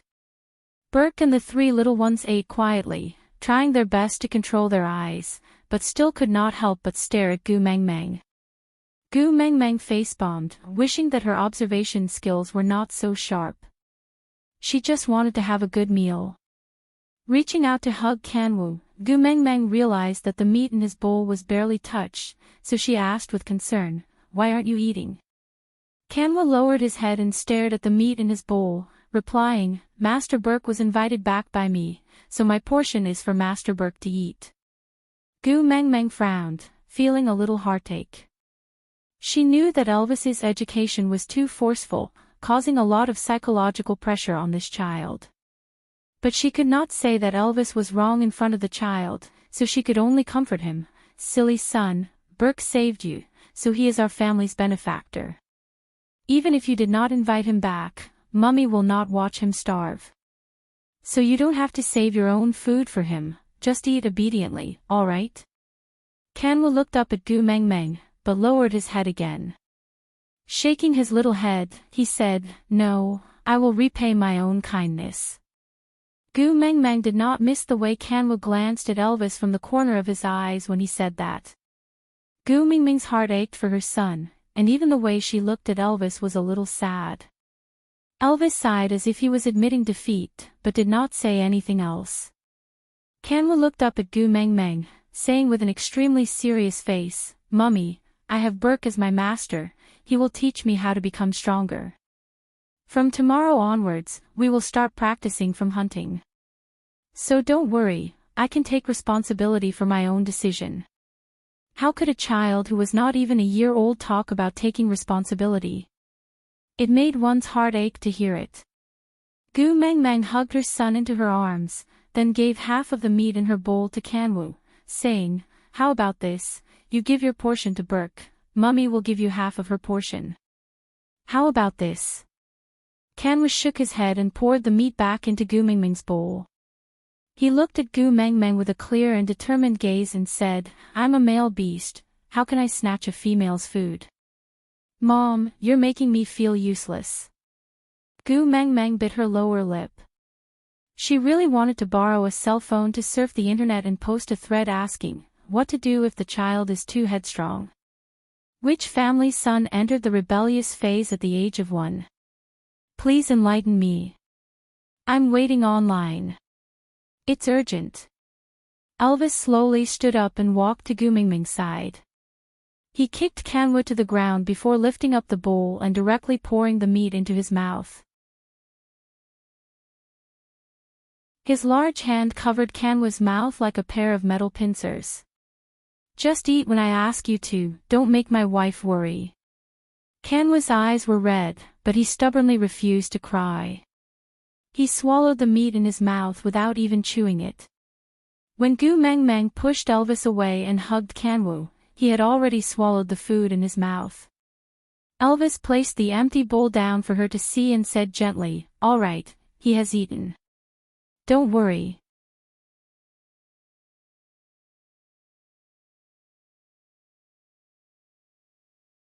Chapter 661. Elvis was speechless from the scolding. He looked at the empty bowl and did not know what to do. Giving the wolf pups meat was also wrong. Kanwa bit his lower lip and forcibly held back his tears. He said, "Mummy, don't be angry. The weak do not have the right to resist. One day, I will become stronger and never let you worry about me again."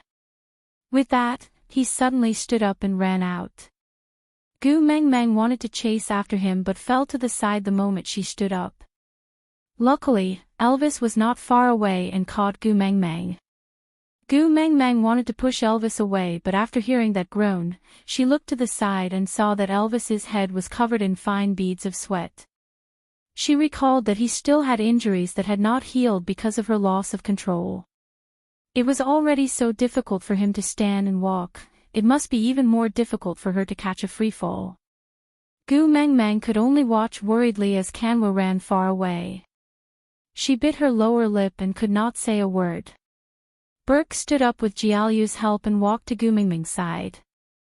Standing shoulder to shoulder with her, he said, "Don't worry, I will take care of him." Gu Meng Meng looked to the side at Burke. Now, there was no better way. "Sorry to trouble you." Burke chuckled. "If you had not unleashed your king's aura, I would definitely not have been able to withstand the second blow from those two stray beasts. So, actually you saved my life. To repay you, taking care of Kanwo is not a big deal. He is a very sensible child." With that, Burke walked in the direction where Kanwo had disappeared. Hede carried Qi Xian and walked to Gu Meng Meng. He raised his little face and said, "Mummy, your body is too weak. You need to rest and recuperate. I will help you look after your brothers and not let them cause any trouble. So, don't worry too much, alright?" Gu Meng Meng rubbed Hede's little head. Her heart was filled with guilt.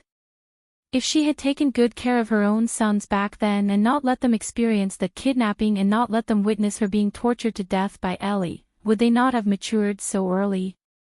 Being forced to grow up was a psychological trauma. But she did not know how to make up for it. Hede looked at Elvis, then at Leah. He sighed and did not say anything. He just shook his head and walked away. The veins on Elvis's forehead twitched. He was going against the heavens. It was only until Burke and the three precocious kids had disappeared that Gu Mengmeng retracted her gaze and looked at Elvis. How badly are you injured? Don't lie to me. Tell me the truth. Elvis's heart skipped a beat. He thought that Leah and Oriton's banter had already settled this matter and Gu Mengmeng would not pursue the matter further. Frowning, Elvis started to dislike those wolf cubs even more. If Kanwa had not suddenly run away, causing Gu Mengmeng to almost lose her balance after getting up to chase after him, he would not have rushed over to hug Gu Mengmeng, causing pressure on his wound and causing Qing Mengmeng to worry.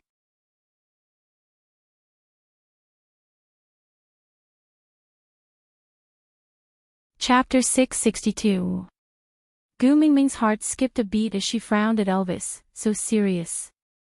Elvis glared at Leah before caressing Gu Mengmeng's little face gently. I'm a 5th-level beast. Although he is not as good as you, he is still an outstanding figure. Don't listen to Lee's bluff, aren't I standing right here? Gu Mengmeng bit her lip and said, lie down over there. Elvis was taken aback by Gu Mengmeng's roar.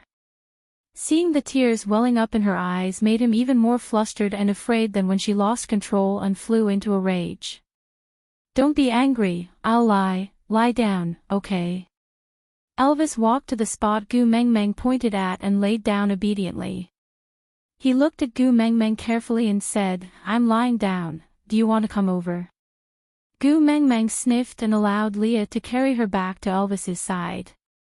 Leah sat cross-legged on the ground while Gu Mengmeng sat in his arms. Her waist was supported firmly by Lee's large tail and she nestled in Lee's arms without using any strength. Why aren't you lying down properly when you're so badly injured? Gu Mengmeng was angry. She was angry at him for not taking care of his own body, and even angrier at herself for injuring him to this extent. Elvis looked at Gu Mengmeng with a deep gaze and said, I get flustered when I can't see you, so wherever you are, I will be. Silly wolf. Gu Mengmeng rubbed her eyes, then turned to look at Leah and asked, what about you? Was he really all right? You're not lying. I clearly saw those two stray beasts working together to kill you. Leah purposely said sourly, you only remembered to care about me now. TSK, TSK, TSK. I thought I was an unloved one. You wouldn't care even if I died. Gu Mengmeng glared at Leah with a stern expression. Don't try to bluff your way out of this. Tell me the truth. Leah immediately kept his playful expression and shifted his gaze away timidly. He then secretly peeked at Gu Mengmeng from the corner of his eyes and said guiltily, my injuries are not as serious as Elvis's. I'm almost recovered. Really? Gu Mengmeng was skeptical. The two males in her family were too good at flaunting their superiority, always putting up a facade in front of her. Leah cleared his throat and said, most of my injuries are external injuries caused by those stray beasts. This kind of injury was common in the past. It didn't hurt much, and he was used to it. I'll be fine in at most 3 to 5 days. Gu Mengmeng reached out and poked Lee's body a few times. Seeing that he was really fine, she heaved a sigh of relief. Then what about Elvis? Is it good for us to just wait for him like this? Leah nodded. Don't worry, the most dangerous period is over. Now that he can stand, walk and talk, it proves that he won't die. Actually, Leah didn't say anything.